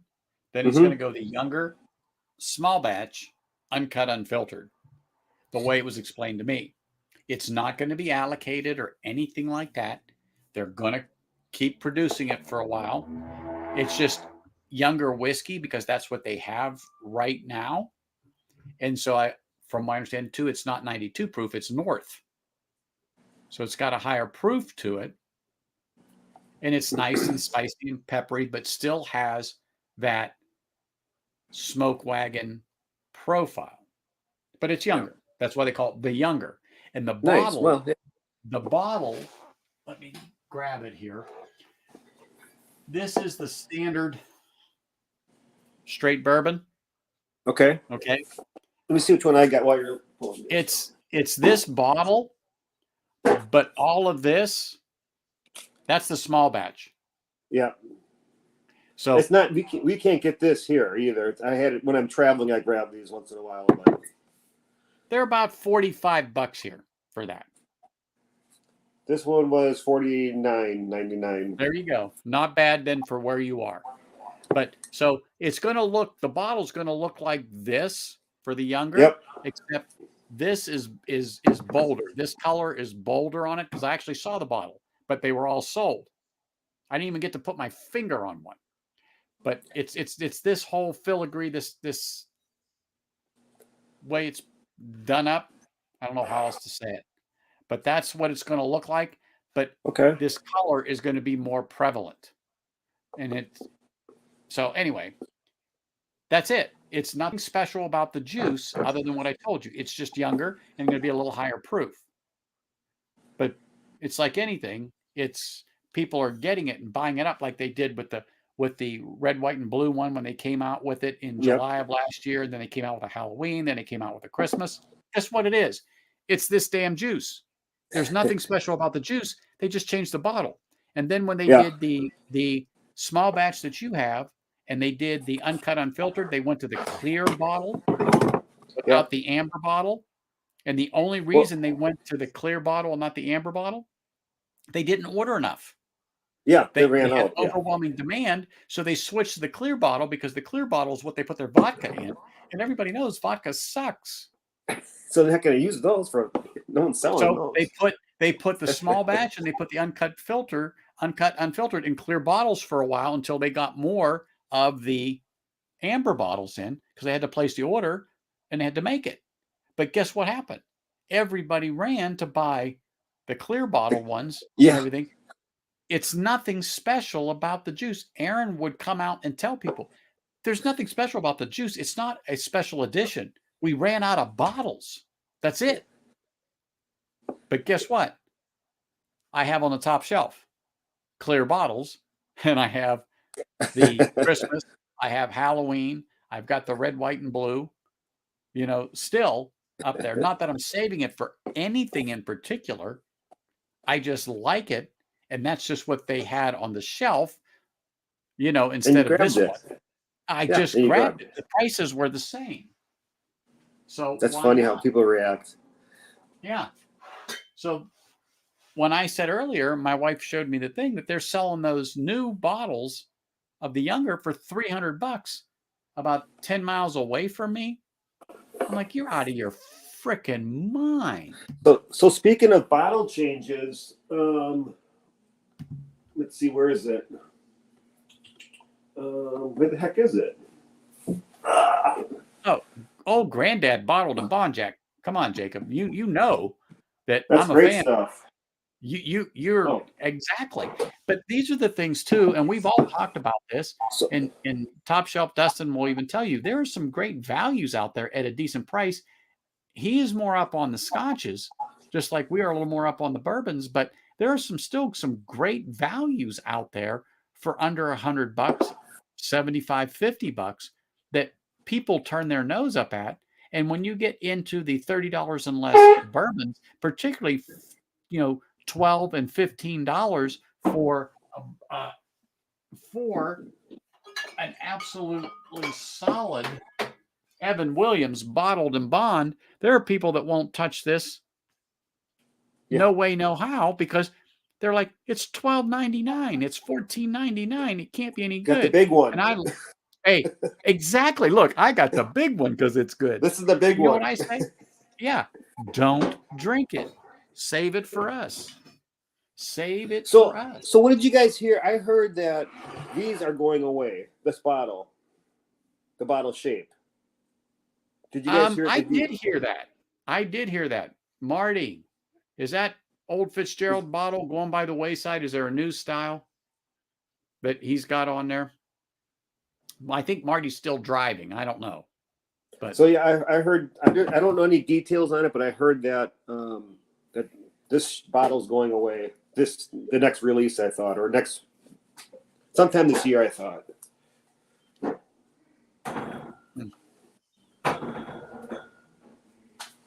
I don't know because I don't own a bottle of that because I've not seen it. And the one that I've seen was $3.99 for that bottle, $4.99. So this will be my. This is an empty one. I'm doing a with Deathless Dogs. I'm doing a we're doing a we're creating our own blend.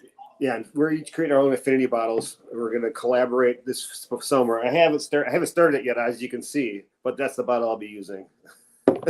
And I was just going to say, be great to use. It's up in the air. Last I heard, probably going away due to glass issues. So I'm trying to think. Okay. Pendleton Rye is a Canadian company, and they had trouble getting glass. So they ordered theirs from, I want to say Poland, and had to make their bottles and ship them because, again, there's just an issue in getting bottles, period. So Marty could be right on that. Marty could be correct on that. Yeah, I heard a couple different chats talking about that. I think actually Fred Minnick mentioned it too, if I remember right. But yeah, the only reason how I knew that was true with the Pendleton, I actually talked to the people from the distillery at an event here in Vegas called Cowboy Christmas. So it wasn't at the actual Cowboy Christmas event at the convention center. This one was at the South Point. Mm-hmm. And they call it something else because you can't use it. It's a copyrighted thing. But anyway, so I will say that so I don't get a strike. It belongs to somebody else, the name. But they were there and they had that whiskey. Well, I stayed until they opened the booth up so I could try it because, free try. Am I going to like it? And I will say this. It's only 80 proof. That's the downside. But it wasn't bad. And I gave him my honest opinion. And I told him, I says, well, it does have some flavor. It does have this. I like it that it's a 12-year rye. I go, and especially for, $40, $45, it's at a good price. But I said, your problem is the proof sucks. Yeah. This is the guy that makes 80 proof is terrible. And I said, you bring it out of Canada, you cut it in Oregon. I said, why are you cutting it down to 80 proof? Because you're aging it in Oregon. It's distilled everything in Canada. It's brought down to Oregon. The company I just knew, I was just going to say what company does it. And I don't have the bottle here. It's in the other room. But they then cut it with the water from there. And it's like, come on. And I told them, I go, make it 90. Come on, give us a treat. I go, give us a treat, make it 90. Because that's the problem with Canadian whiskey is you're afraid to proof it. Well, now you're in the States. Get it up proof there. It. But then they ship it back. And I guess at the time it was cheaper for them to make it there, ship it there, and send it back. Sell it. But now with the prices of fuel, there's just no way. There's just no way. You would think not. You would think not. But anyway, I told him straight out. I go, I think it's okay. I think it's decent. I think it would be great as just a nice little starter sipper. But I said for me to enjoy on a regular basis to where I can't wait to go home and pour me a glass of this, that won't happen. You're 80 proof. I go, the flavor I'm looking for in a rye isn't there at 80 proof. And I said, you'll find that's the vast majority of people that drink rye consistently, regularly, will tell you 90 and north. 90 and north at least on a rye. At least, yeah. Yeah. What are you getting on your wilderness trail right now? What are some of the flavors? Actually, I've been nosing it and I'm like, wow, I'm actually getting a hint of that cherry. Not because we talked about it. I mean, I know we talked Mhm. about it, but I didn't want to say anything, but I kept going back to it and I'm taking the sip. I'm definitely getting the cherry and the I'm definitely getting the cherry, and I'm trying to put my finger on this. Of course, there's some sugary notes in there, but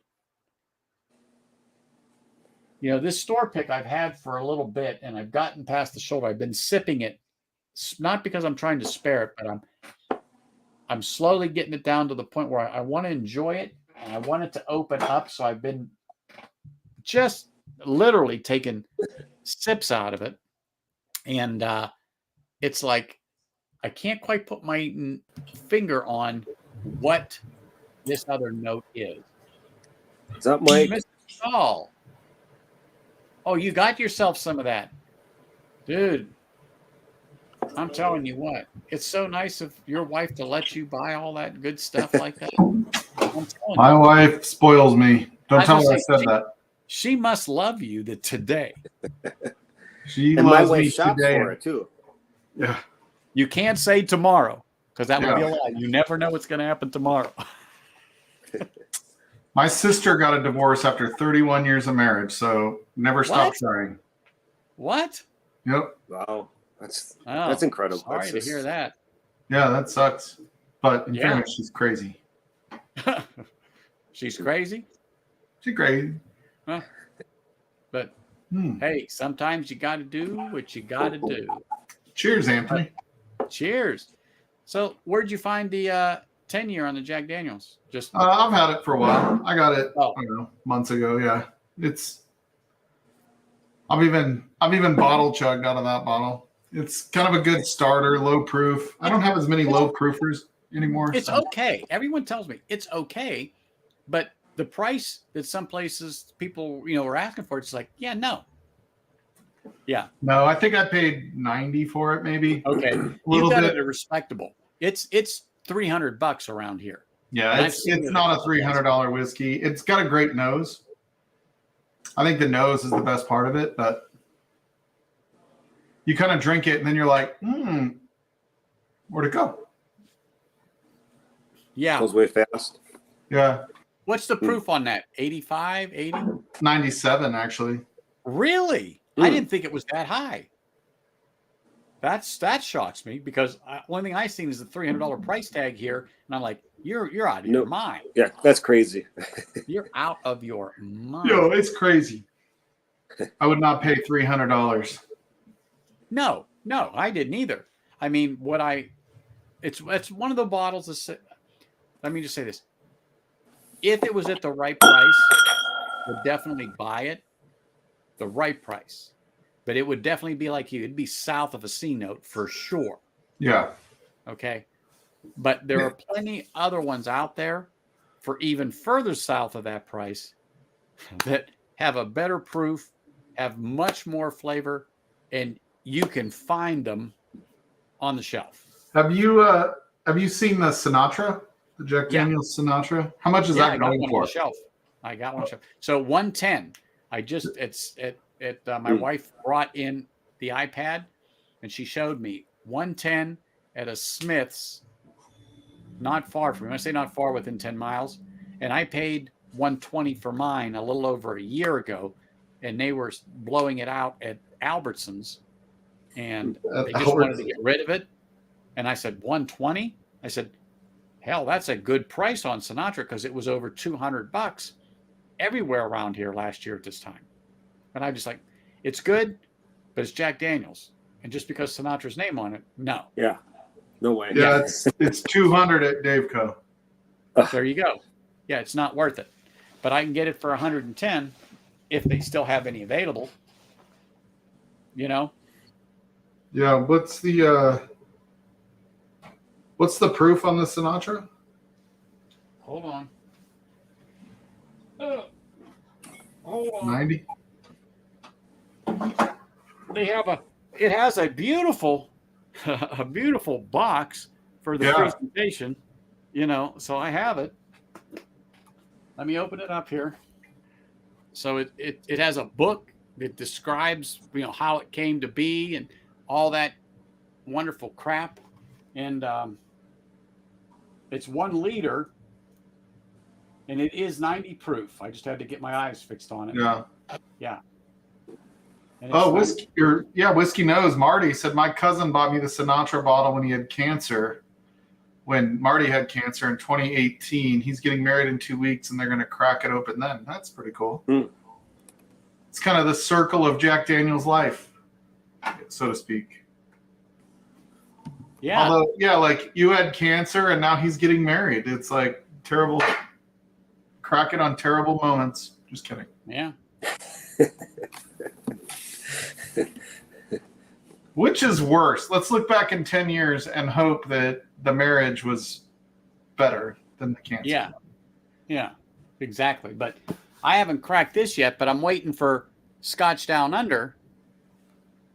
But he was going to do it because somebody that he knew was coming, but I guess that fell through. And he was going to crack it on his stream. And I said, well, when you do it, I'll crack mine. And then that didn't happen. Well, now he's moving.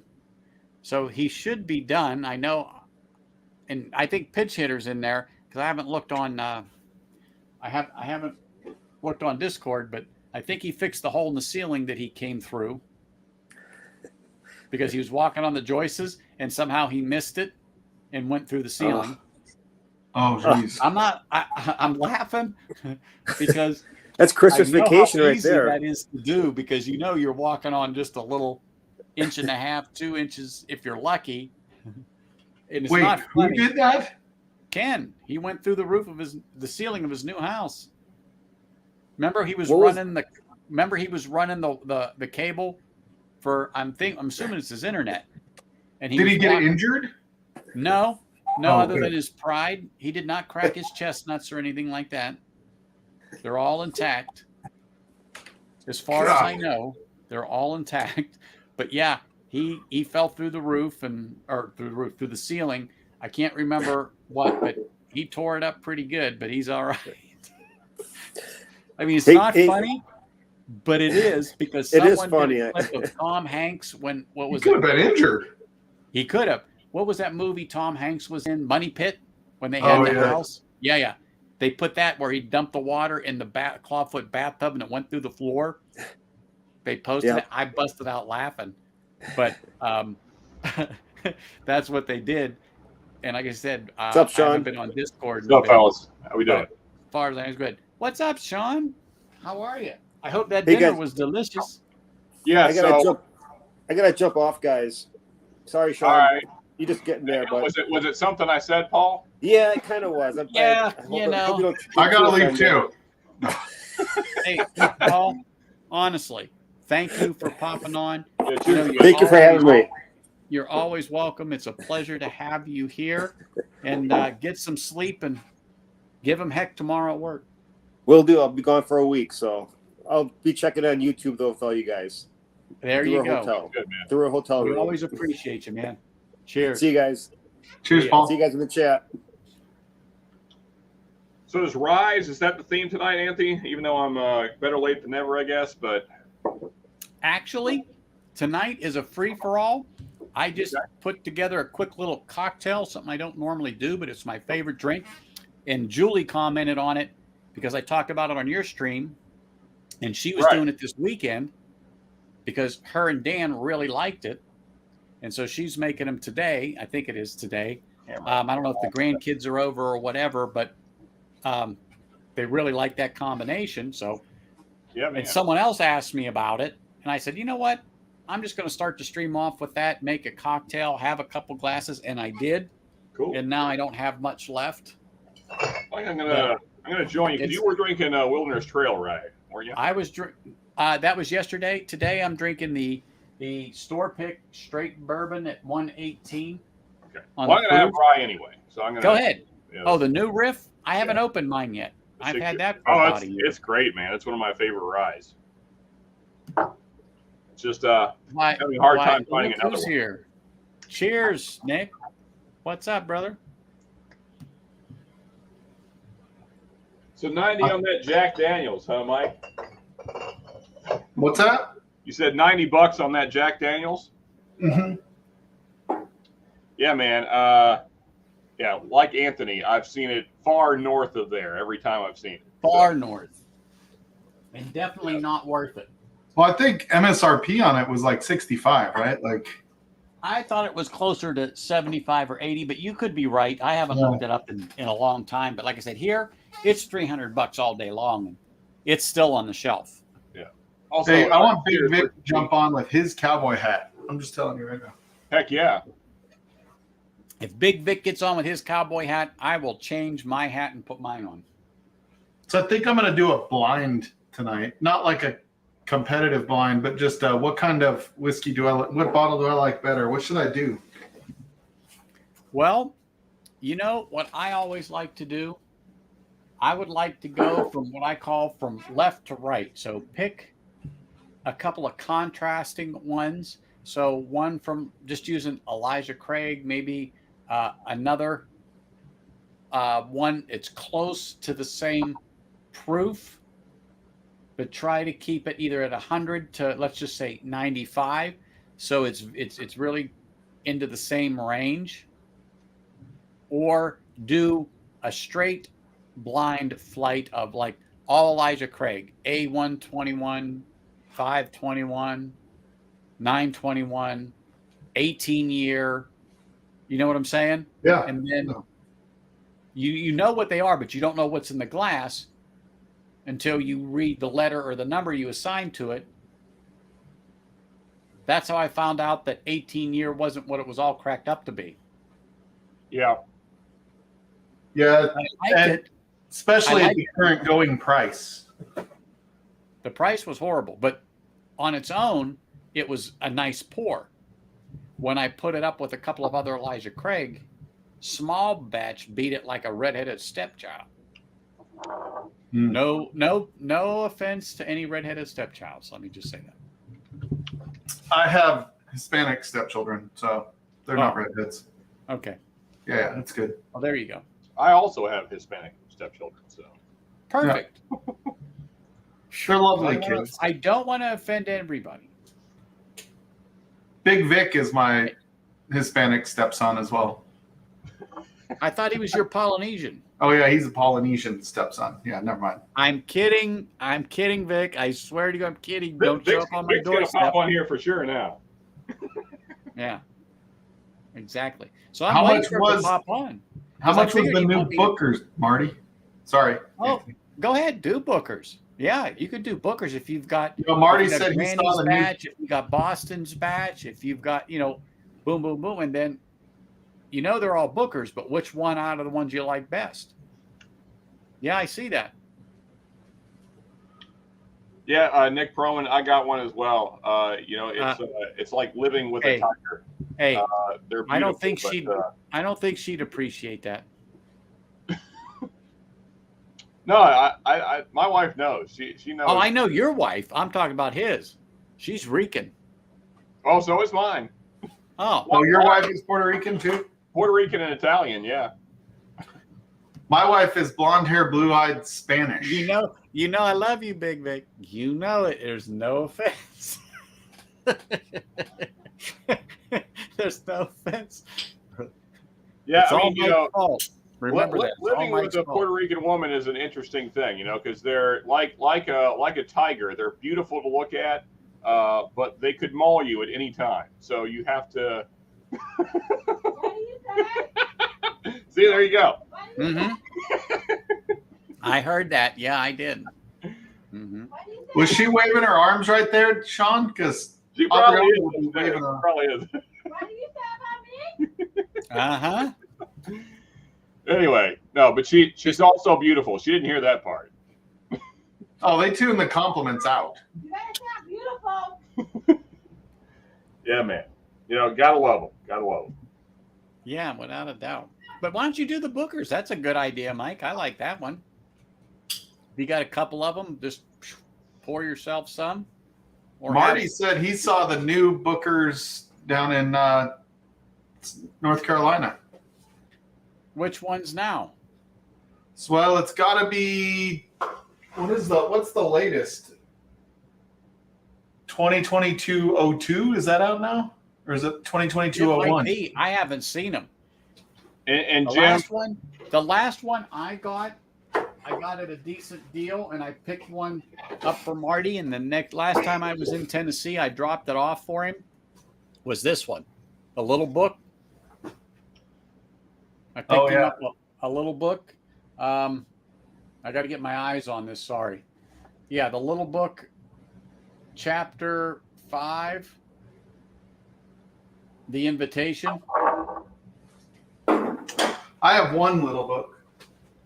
and Jim, you're right. She is for sure feisty, as you just heard. But I like a challenge. So Yeah, this was last year. It's the 2021 release, little book. Yeah, I have 2020.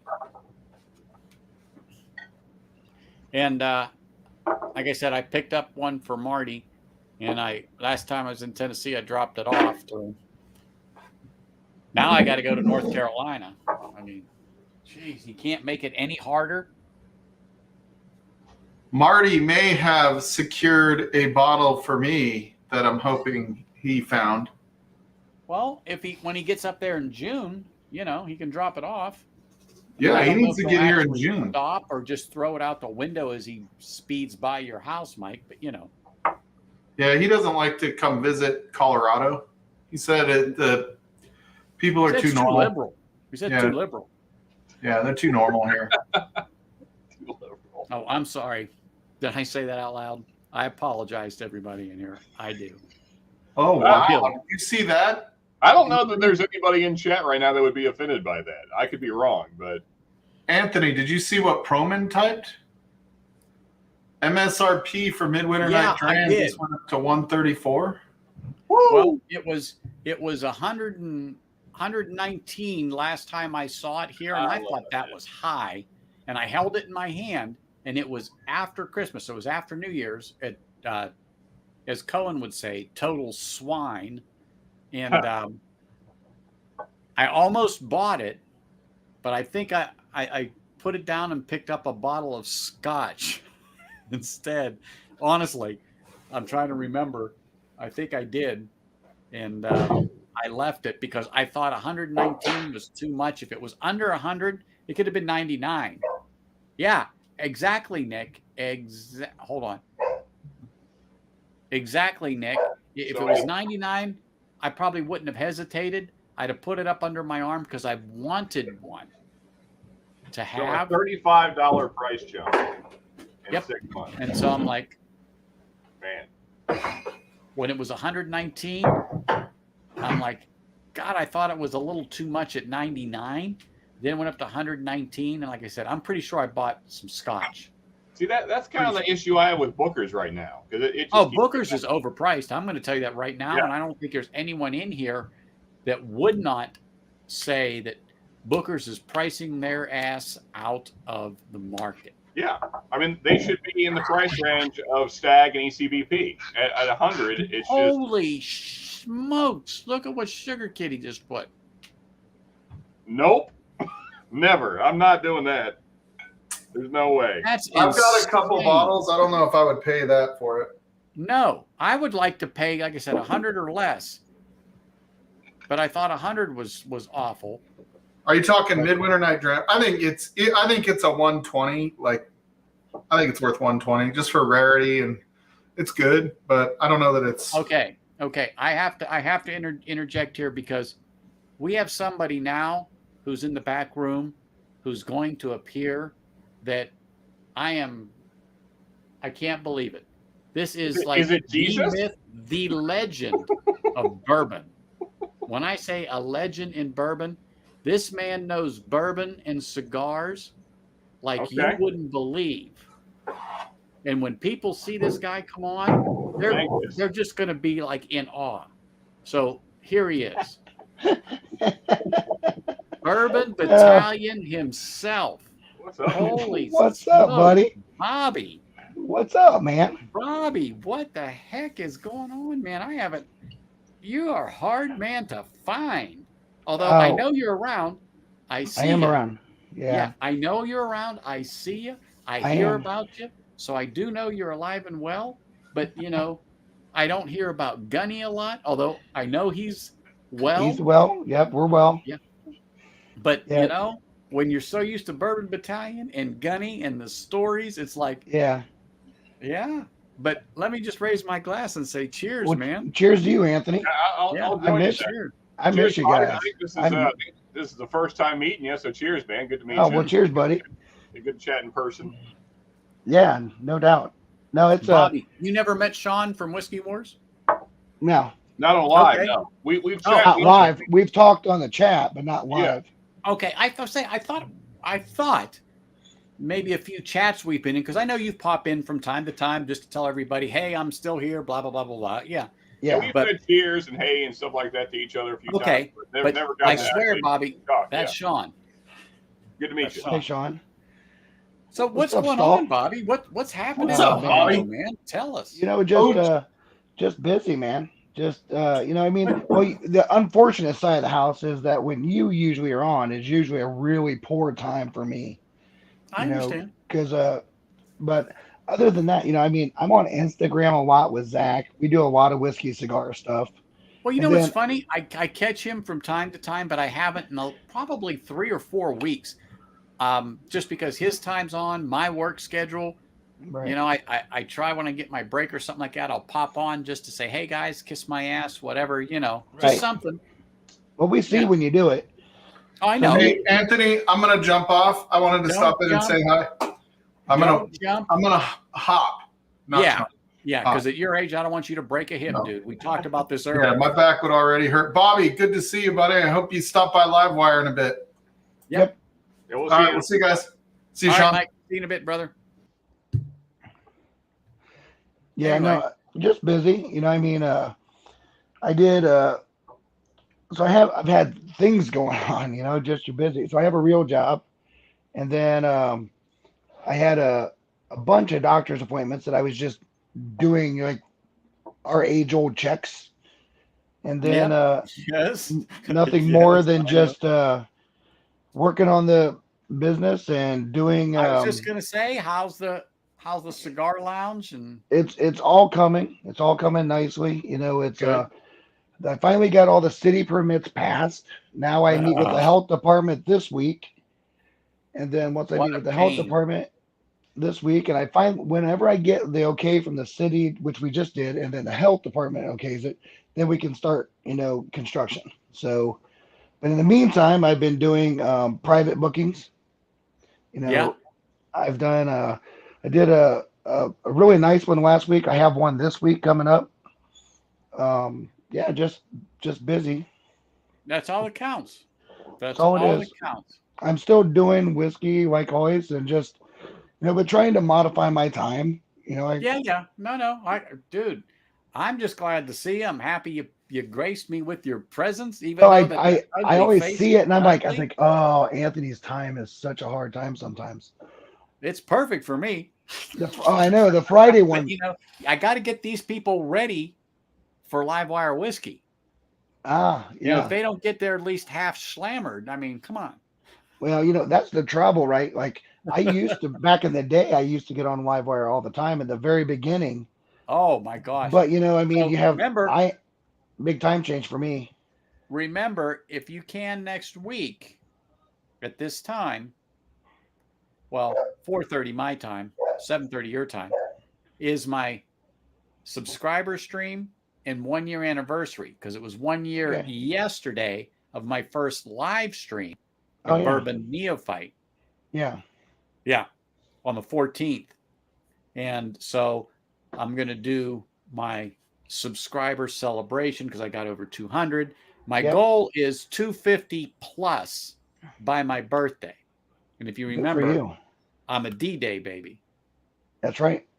Yeah, exactly. So I want to get 250 or north by then. Right. So anyway, neither here nor there. If it happens, it happens. If it doesn't, it doesn't. I'm like you. Well, I should be able to jump. I would imagine at this time period, I should at least be able to jump on and say hello. Exactly. And I would love you to come because you're one of the people, along with Livewire Whiskey, when we all started, along with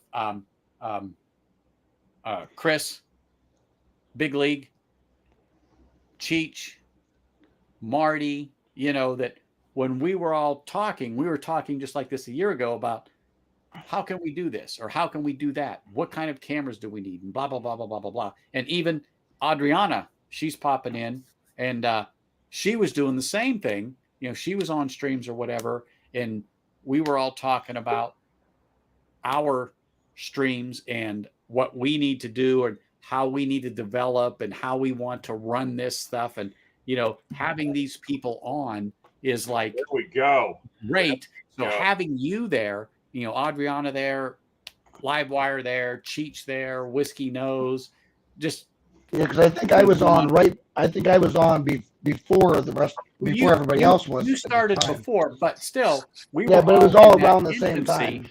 a Yeah. year ago, talking about how to develop these channels and do something different than the rest. And Right. we all took that piece from Scotch Down Under, the pub style, and just started this conversation. But here in the States, that he was doing in Australia about whiskey. Right. And we all just kind of tweaked it here, tweaked it there, do this, do that. And look where we are. I mean, look at Audrey. I mean, and what I'm saying is look at Audrey, look where she is from where she started in her Yep. first video, walking the trails in Utah and doing her reviews, which is absolutely phenomenal at what she does and what she did and how she made it her own.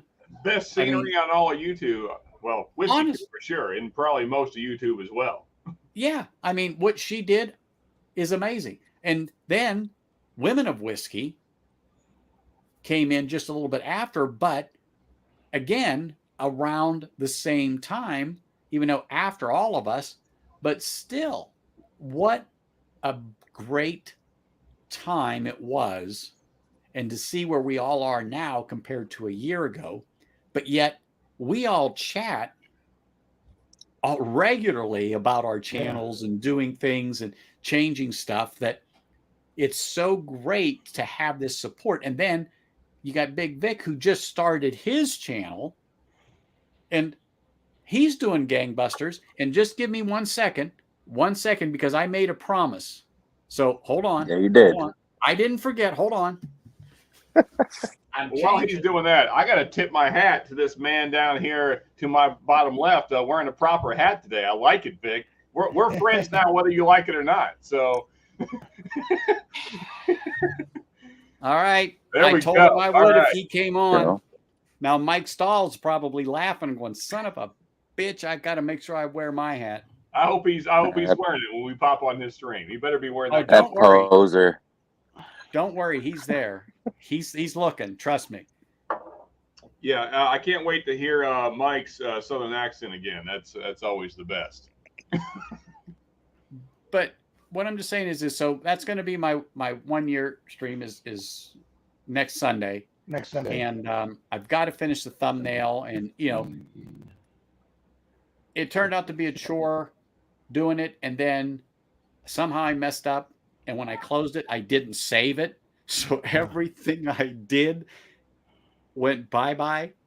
So I was lucky I got bits and pieces of it back, but then I had to go and get some other stuff and try to work. Oh, what a nightmare. But hopefully I'll post it, if not tonight, tomorrow, so it has a chance to stay there, and I'll put it out on some other things. Hey, we've all been there, man. Hey, do me a favor, share it on your pages and stuff like that. But so, like I was saying, Big Vic's new channel. I mean, come on. And Scott Pigsley's new channel.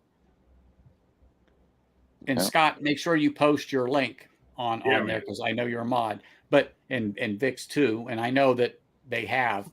But look hey, at these Pigsley on people chat. that Hey, so for Scott, come up behind us, and even Pitch Hitter Whiskey Lounge. Look at Jim. I think he has a great thing. He came out with his trivia stuff that he was doing in the beginning, and he's still doing it. And I laugh, but it's fun. And then Whiskey Eyes, you know, these people that have come on after and tried to do this twist and this thing to encourage people to, you know, for camaraderie and to get together and to just focus around a good time, sitting at home. Yeah, having a pour, but talking whiskey. And that's one of my Also, little things with that. shout Talking out to whiskey. Trish for the killer logos. I'm sure Vic agrees. Oh, yeah. Cheers to Oh, Trish. yeah. Of course. Yeah. She is phenomenal.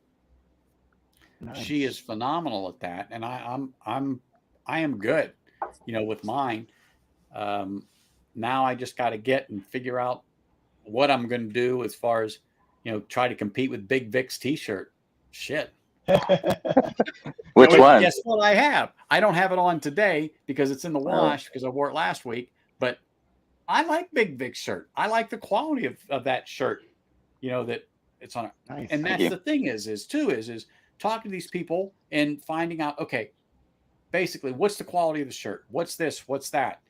Because you want a good product when you put your logo and stuff on it, something that's going to last, that the logo is just not going to fall off, whatever. So, to know, and there's some people that will say, yeah, don't do this, don't do that, or make sure you do this and make sure you do that.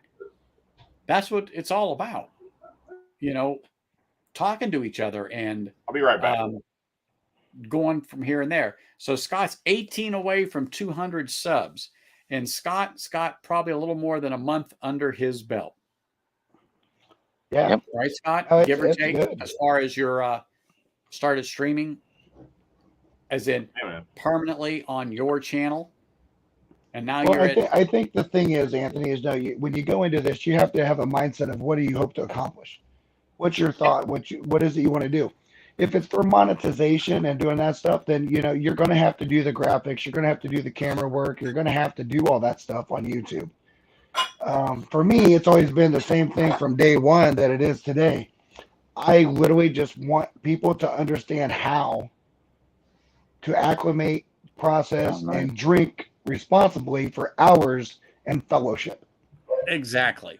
That's what I care about. Is that The the next is one that I'm the doing 117. Oh yeah, that's a store pick of the port, right? Or is that just a barrel proof? That's just a store pick of Woodinville. Okay, that's the tater one. Okay, I know which one that Yep. is. Yep. So sorry. Let me get that out of there. I thought I got rid of it. Yeah. So talk to a lot of people about the port night. Hey, It's got a listen, they say it's got a great and heavy wine influence on that, brother. it does. It's what I mean. I knew the moment that I had it, the very moment that I had it, I lobbied really hard to say, hey, listen, this is the best port finished bourbon I've ever had. And Not I because was your ugly mugs on the back of it either. hey, before I even knew any of that was happening. I didn't know anything about any of that. Matter of fact, I didn't know about that until they had already done it. They told me they did that, but I didn't know that. I just knew what it was when I tried it. And when we was over there at Starlight, and I was just like, I'm telling you right now, what this is going to be and how this is going to go is going to be a great pour finish. And I was lucky enough that my brother had bought a couple bottles, and he brought it down. I'll tell you what, and it even got better. It got better when I tried Steve's. So the gunny bought a couple. Well, let me brought just one ask down this. and let me try it. Let me just ask this. Now that you know what it's like because you tasted it in the beginning, Yep. bottles opened up and you've got it down past the shoulder. Yep. What do you think now versus the barrel? It's better. Yeah. That I was just going to say, I was just listening to people through Whiskey Tube. Well, I remember what it was. I remember what it was when I had it, and I knew what, in my mind, what it was going to be. And that's why I lobbied so hard to Shane, say, "Hey, listen, I'm telling you, this is a go." And I had to do a lot of talking and convincing. Well, and let me Chris just say, Chris agreed, and Mhm. then because at the time majority ruled, and Yeah. me and Chris was on board, and then it was a go. But I knew when I had it, I was like, God, what this is going to be amazing. And I've had a lot of port finish whiskey, and I think the thing that's so important with a port finish bourbon is besides the fact that it's a cigar. Listen, there's a lot of things that go with cigars. It's a really good, significant bridge, eclectically, for people that like cognac with cigars, but are moving towards bourbon.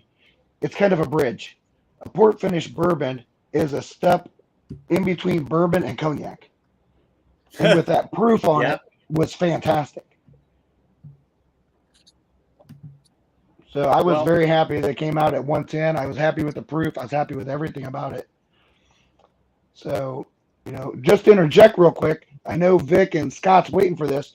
I got back this weekend, and in my house, the Gunny has all of his picks at the house.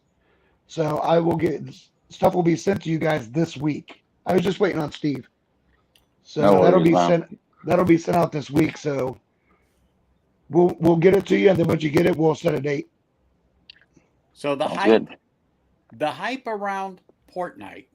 Okay, just listening to I haven't heard anything, so I'm interested here because I haven't heard anything at all. that.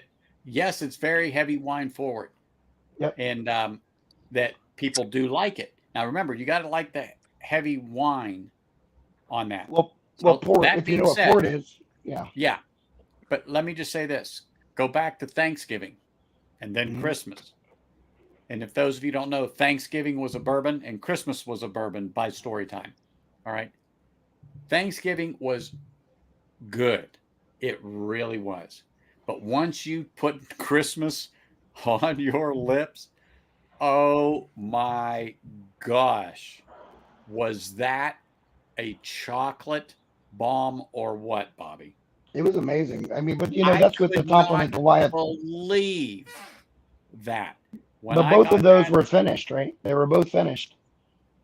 They were I both just finished could in not stouts. believe Yeah. that Christmas Oh no, was. delicious. My dad was just looked at that and kept it. He's like, wow.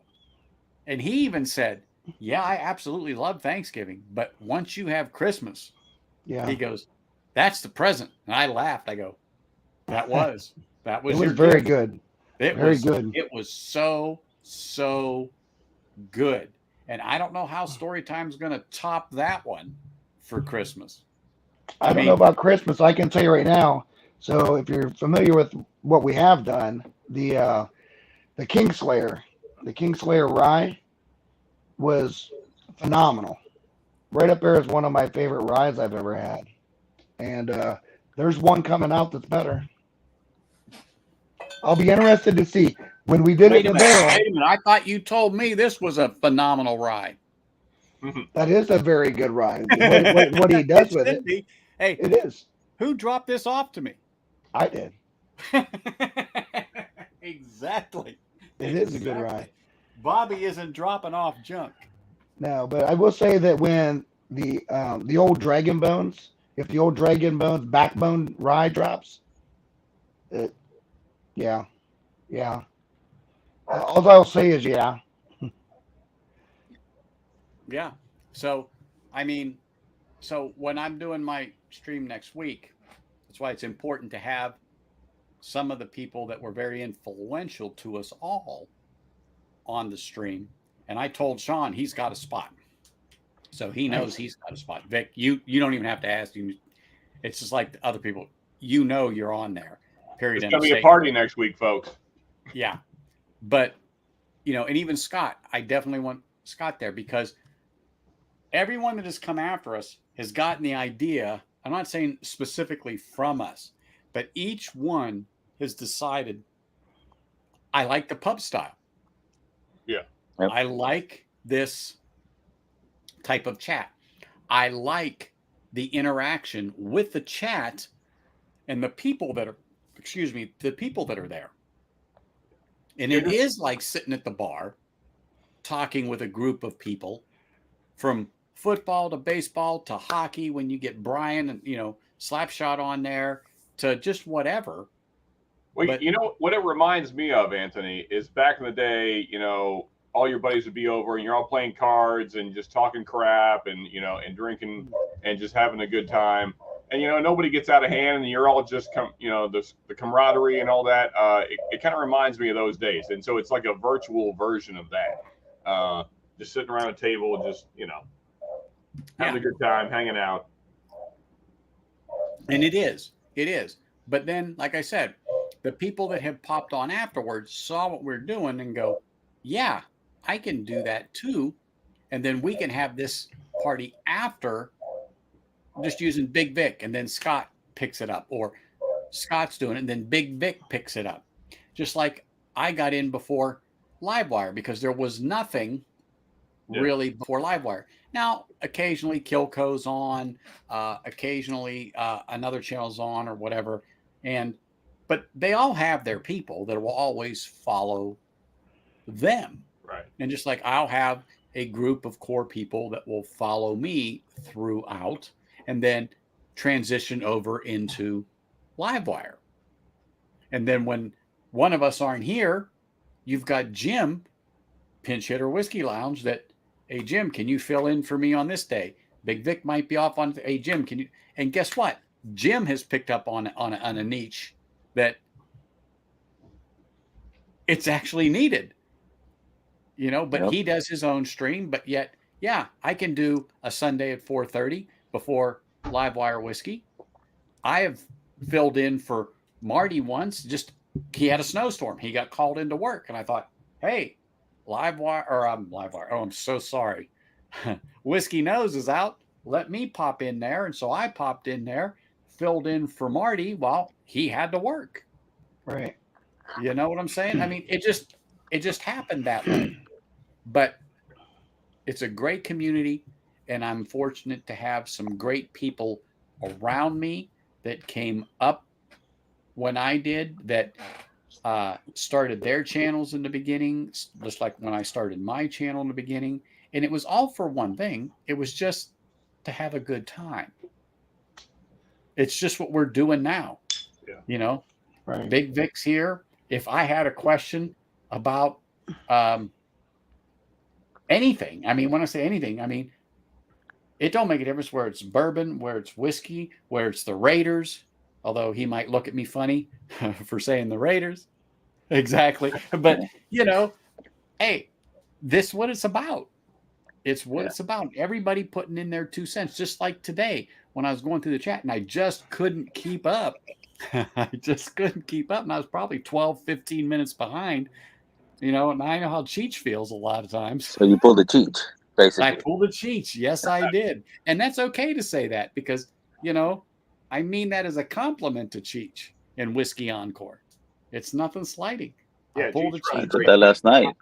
I want to pay attention to the people in chat because they're commenting on all of our questions or all of our comments about Eagle Rare, about Wilderness Trail, about Rare Breed, Wild Turkey 101, Blanton's, and, it just goes and goes and goes and goes. So to be interactive with the chat is a great thing, and everyone is included. And I don't want to jinx myself, but I didn't remember at first, but I remembered after the chat started, I forgot to check the box that you had to be a subscriber. We're doing okay so far. Exactly. And Livewire has started 3 minutes, but I'm going to keep going here a little bit.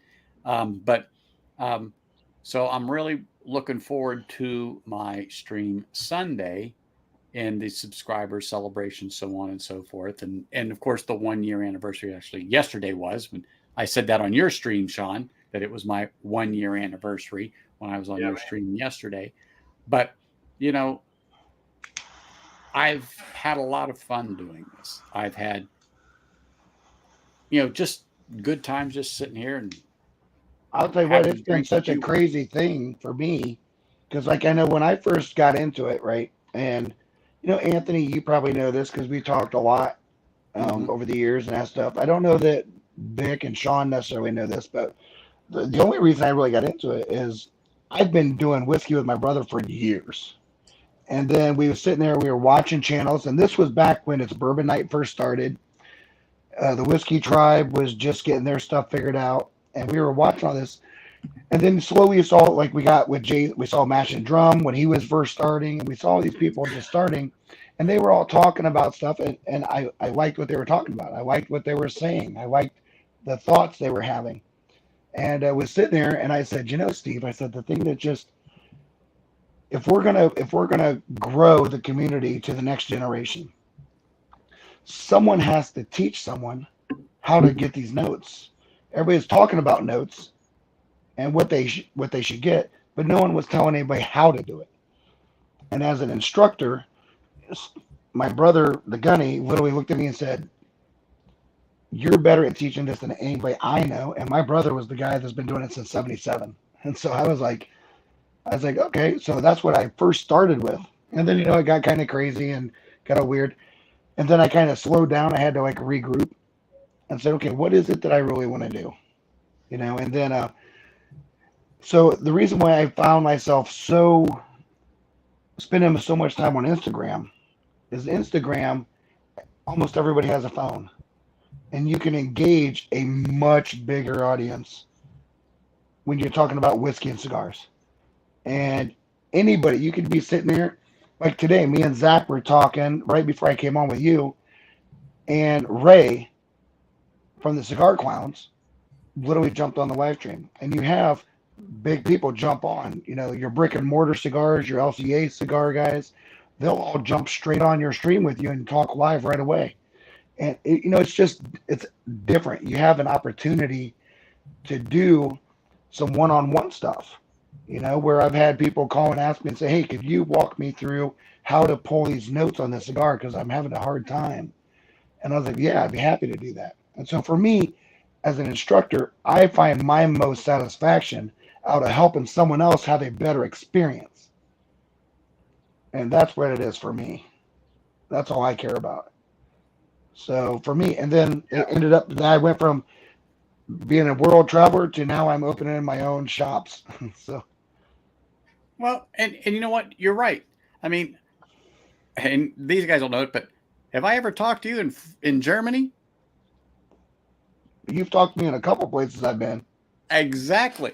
We have had chats about our stream and our channel and about whiskey in general. Just he and I, not live.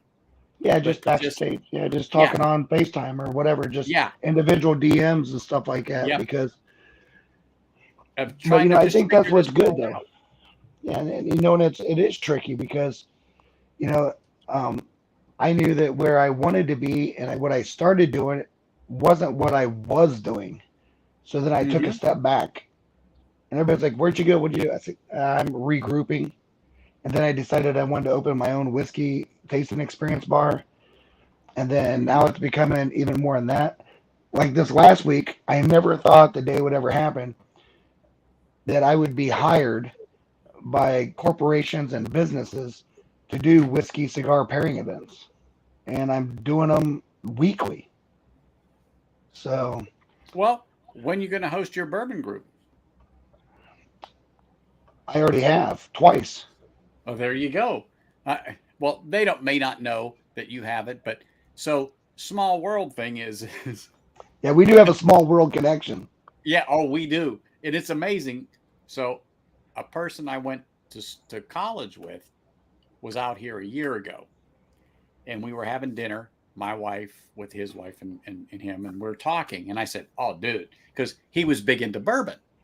And I said, you have got to watch this guy from Ohio. He is good. I mean, and he's like us. He's down to earth, blah, blah, blah, blah, blah.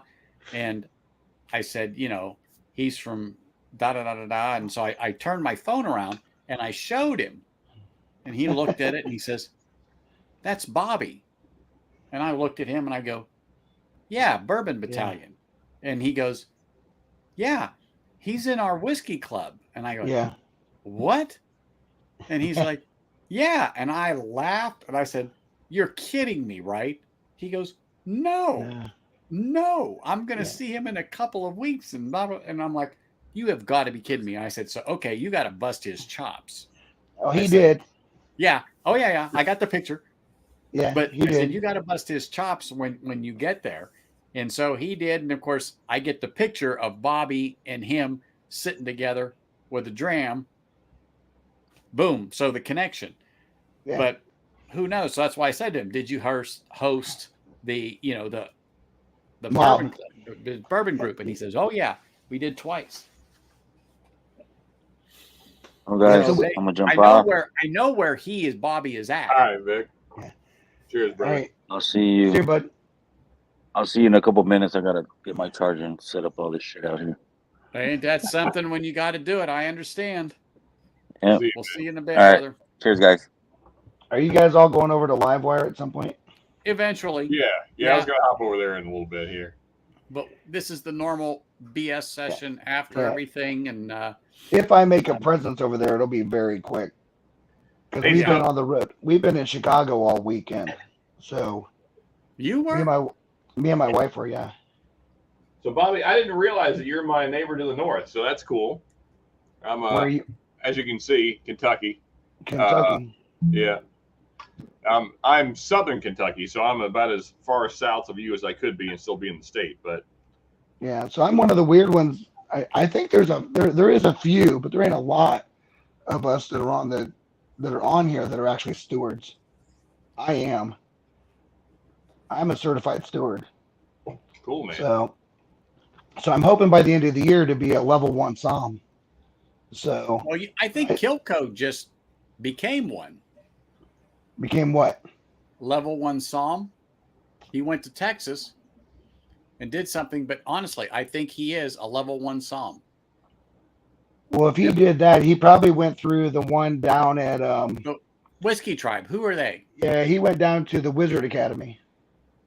I guess The so. Whiskey Tribe is Crowded Barrel, so the Whiskey Yeah, Tribe. Crowded Barrel. Thank you. Yeah. Yeah, Crowded Barrel. They go down there. They have the level thing. Yeah, that's pricey. It's not It is. cheap. It's very expensive. Well, But I wanted to do it the California- right way. I wanted to do it the right way. So my stewardship is through Kentucky. I wanted to have my Kentucky stewardships before I ever went to a Texas Psalm school. So for me, I cut my teeth on bourbon, so I wanted my focus to be that. And now in that, when you do the stewardships through, Kentucky, you have to know everything. You have to know Irish, you have to know Scotch, you have to know everything. It's and then what I'll do is I will go to the Wizard Academy. I like what Daniel does. I think he has a good program. I've been down there. I go to the Bastards Ball. I've talked to Daniel and Rex, and they were intrigued because they agree there ain't a whole lot of instructional people, and I'm kind of more of a layman instructor. And it's beneficial for me because being a layman, I've found that not only through YouTube or Instagram, but just in general, my strength is, chatting with people and helping to put something in terms they can understand, and then helping them through the process of how to find more than what they were. So I'm not there to tell you what you're doing is wrong. I'm there to give you an opportunity for a better experience. Yeah. And that's kind of what I want. I want someone to be able to, I want Joe Schmuckatelli that likes Bullet to say, listen, there ain't a damn thing wrong with Bullet. No. But can you drink for 4 hours and be perfectly sober? And they're usually like, no. And I was like, then you know what? You're not trying to taste the whiskey. You're trying to get an effect. Let's step away from the effect and start looking towards the palate.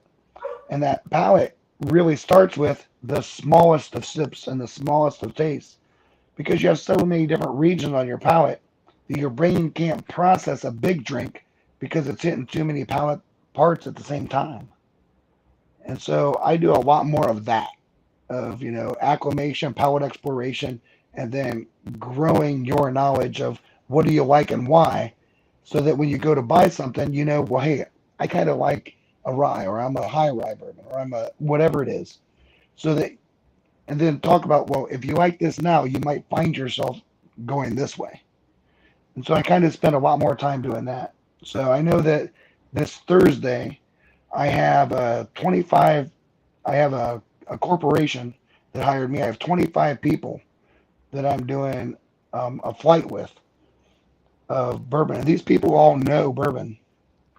But it's funny, the young men's group I went to, all new bourbon. They've been drinking longer than I have, but they've never taken the time to do this. And every one of them thanked me afterwards and came up and said, "This was brilliant. I never knew I was doing this. I could do this better." So for me, that is it. I'm happy when someone, because now they can part that on to their child, to their friends, and say, "Listen, let's do this differently so we can do it longer and just fellowship," right? Yeah. That's what it is to me. So, Viking Bourbon, if you're still here in chat, answer yes, because I got a story, but I won't go into it if you're not here. But also, what you're good with, Bobby, is pairing the cigar with the whiskey, be it Right. Scotch, bourbon, American whiskey, rye, Yep. on there. So if those of you hadn't seen some of Bobby's Instagram stuff Yeah. or his, even on YouTube, he goes into Mostly detail Instagram. about, it is now. Mostly Instagram. He gets into if you're smoking a Cohiba, if you're smoking a La Gloria, if you're smoking an Alec Bradley, if you are into an acid cigar. I don't like those whatsoever, but he explains to you, okay, this cigar would go good with these different bourbons because of this in the cigar and this in these bourbons. And then once you get that foothold, then you will do well to move on and pick bourbons of your own. So Exactly. when Bobby says that he really likes to educate people, it's no joke. I have listened to him on Instagram and I just sit there and listen to go, and I totally get what he's talking about. I totally get the experience. It is a wonderful experience to be able to pair it, and nothing worse than pairing the wrong meal with the wrong beverage or the wrong whiskey with the wrong cigar. And not that we always get it right, and he'll be the first one to tell you, not that he's always right, because your taste may be a little different than what his is. He may be more to a medium to full, or you're more to a mild to medium. So, but you can ask that question of Bobby, and he would tell you, okay, then go to a CAO this if you're more into a mild, or go to this one or that one. I don't want to mention. Quite honestly, I don't usually get it. I don't even go too in depth into brands. I usually will just literally go straight into the binders and fillers and say, listen, you might find that you might need to be on a sun-grown Connecticut or, an Egg and Orsta. You might need, a VSG, a virgin sun-grown. You may need a Connecticut. You might want a double Maduro. It just depends. You might want a Nicaraguan. Or you might want a Cuban seed Ecuadorian. It just depends. Or when a wrapper that's an English market selection might come into place. I've never found one of those, but because I'm not fond of them, but they are. But I see Viking bourbons here, and I want to say this story is I don't know Viking bourbon if you know Rob, and if you've seen him on Whiskey Wars, but again, when you were talking about small world connections. So Rob and I were talking one day, and he made a comment. And when you're from different parts of the country, you can figure out if you're an East Coaster versus a West Coaster versus a Northerner or Southerner, okay? Well, Rob made a comment that I picked up on like a bum on a bologna sandwich. And so I said to him, where are you from? And this is in chat. And of course, he tells me, and I say, no, where are you from? And so he goes into a little more in depth. And I said, okay. And so we go on. So long and short of it is he and I have known each other all of our lives, reconnected on Whiskey Tube after 30 plus years of not talking to each other, not because we didn't want to, just because I'm on one side of the world and he's on the other. We grew up together. We went to the same school together. We hung out with the same people together. we were at the same events together. And it was like once we reconnected that we were never apart. You know, we talk, unless like on Whiskey Wars last night, he and I were chatting about different things that, you know, he would say something to me and I'd say something to him. And I know other people drew a question mark in their mind, but he was specifically talking to me and I knew what he was talking about. So we were having our own private conversation amongst us. But when you talk about small world and how this community sometimes brings people together, it really does. And I always say this, I don't care if people come on this stream and they drink or not. What I mean is, do you want to imbibe in a spirit or you just want to sit with a glass of water? It's totally fine. And Bobby has always said that. And I can speak to Sean that's on here. He doesn't care if you do. You're here because one, you want to learn or you're interested or you just like the chat. Period. You don't have to drink. But this has been an awesome community, particularly for me reuniting with Rob. And you've heard me say sometimes I have offline things. Now I haven't done them in a couple of weeks, but I have some people that are in chat that are like, hey, I would like to come on offline with you and, you know, do a chat or whatever. They just don't want to be on, you know, YouTube, Whiskey Tube, whatever. But I can send out a StreamYard link to X amount of people and we can come on and have this same type of stuff and do this conversation. But I have had many of those with Rob and he and I have reconnected, and also with other high school friends that I haven't seen in 30 years. And then one just a few weeks ago. And I'm like, holy smokes. And he really does look, saying, yeah, we've all either put on weight or whatever, or gotten older, but he looks like the same person that I've always known him to be. And I haven't talked to him, but we were able to sit and have a couple of drinks together, me being here, him being in Pennsylvania. And like we were sitting at the bar, just carrying on a normal conversation after 30 years. So that's one of the reasons why I really love this channel that I have and that I am able to do what I do. And it's not because, how do I say this? It's not because I don't have anything better to do, but this is my release. This is my outlet that I can come and talk to you all here. And particularly when Bobby comes on. But of course, I can pick up the phone and call Bobby. I can pick up the phone and call Sean. I can pick up the phone and call Jack, you know, right now and say, hey, I've got this going on, I got that going on. Or what about this? What about that? Even if it's a 3-minute conversation. That is to me is so valuable. So valuable. And having people email me different websites to get different things, and not to harp on it again, but this has been such a good thing for me. And well, I think it's been a good thing for a lot of people that are here, but everybody that's in my chat, like Jack and Biking Bourbon, Richie Z, you know, Sugar Kitty that's in there, Scott. I mean, all good people. Go on, Big Vic, Nick, Whiskey Mountains. I mean, they're all here. Top Shelf, Pitch Hitter. I don't want to. I mean, I don't want to miss anybody. But Whiskey Knows. I mean, I can just go on and on and on and on about these. Anthony, if I could just interject and just kind of go ahead. Sorry. You know, just to agree with what you're saying. I mean, so I've been in many back rooms, you know, after streams, chatting with guys, and you know, we get to talking about stuff, and sometimes you get into stories that are a little bit, you know, sensitive, the old days stuff. Yep. But you know, and I've shared some tears with some guys and some drinks, and you know, but I mean, like you were saying, this has become like my therapy in some ways. You know, it's just like it's such a great community, and it's so. I think I wanted to say this earlier when you were talking about all the channels that were coming up together. I wish I would have discovered the lives and the pub style sooner.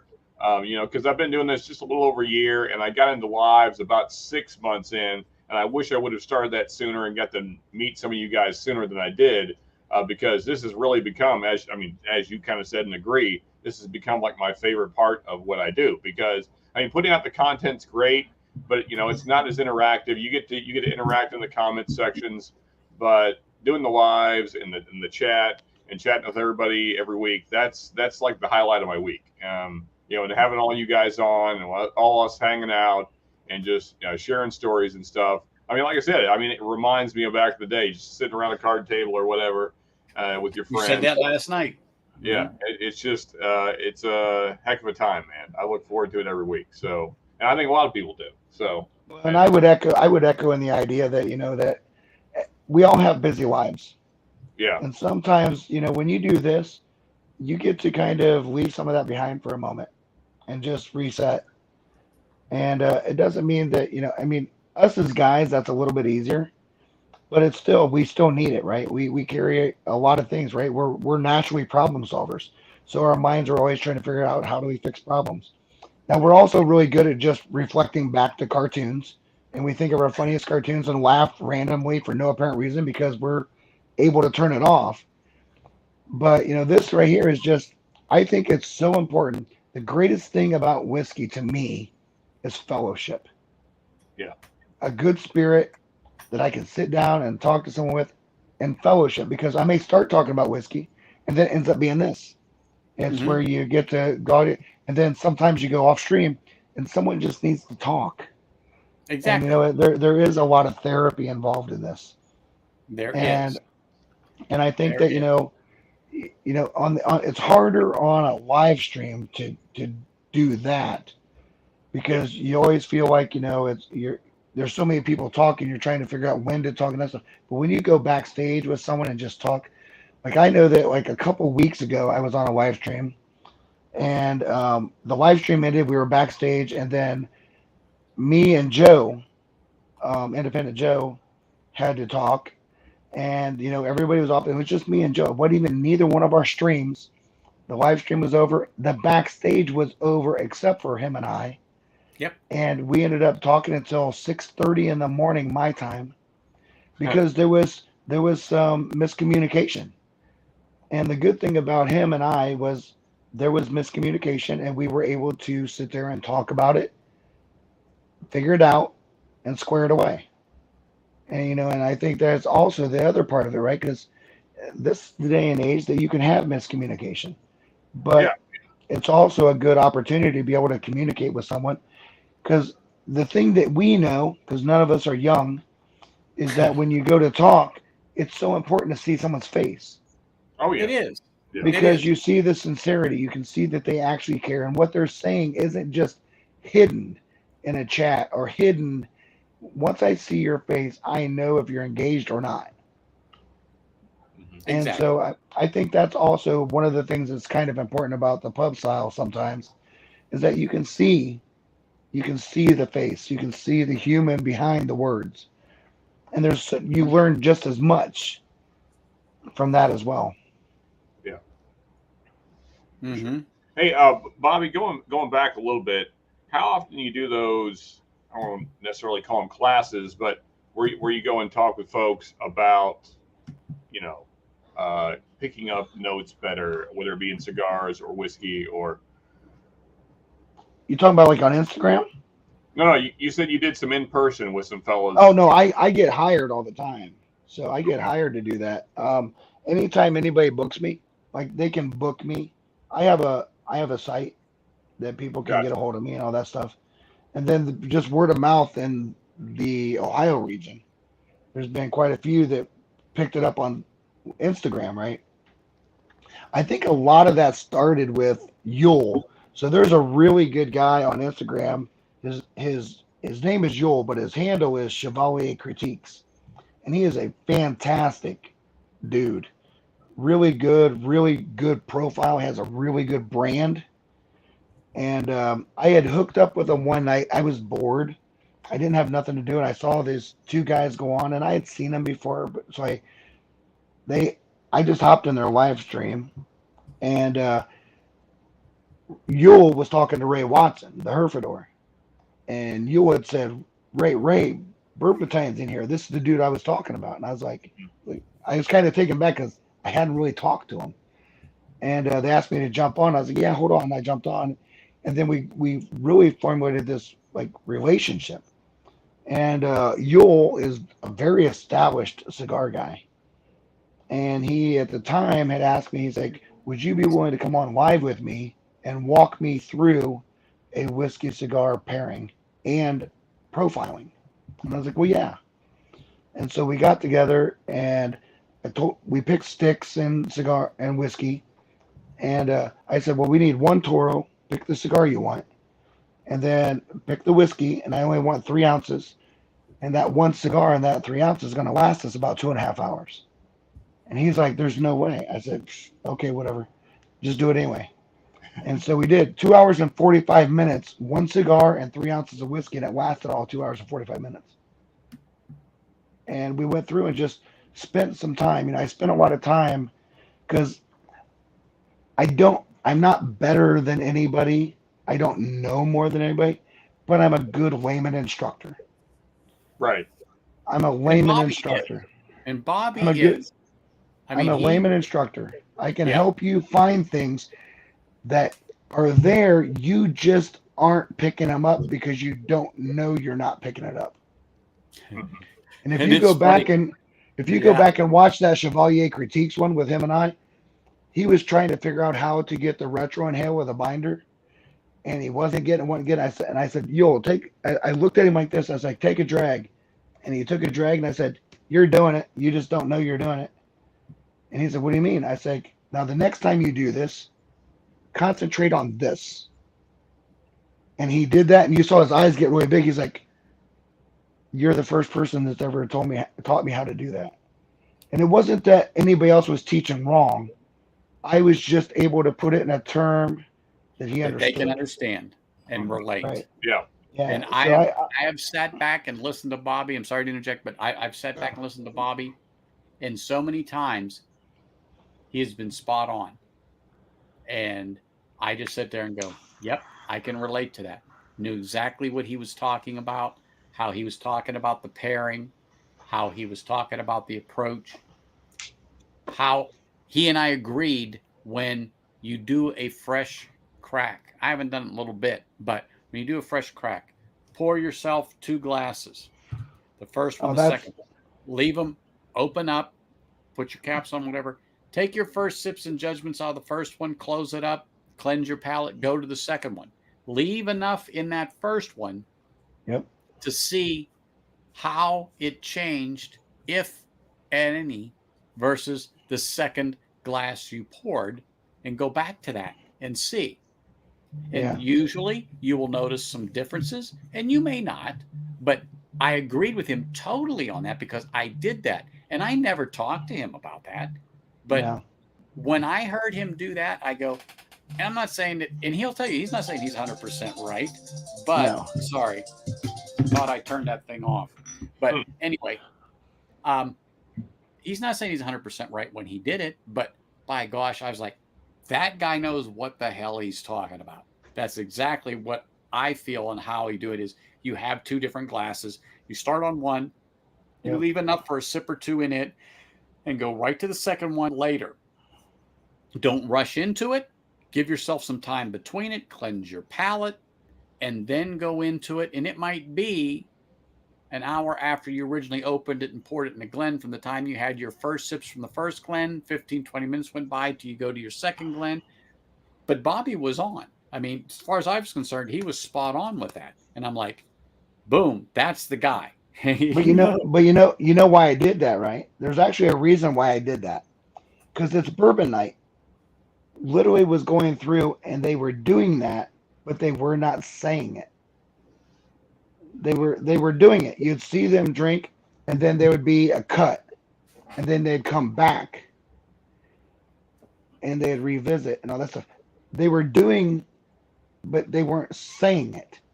Yeah. So therefore, nobody knew. No, I got what you're saying. What they were doing. Nobody knew what they were doing because I would watch it and I'd be like, Steve, their glass was here, and they cut this film and they came back and it was down to here.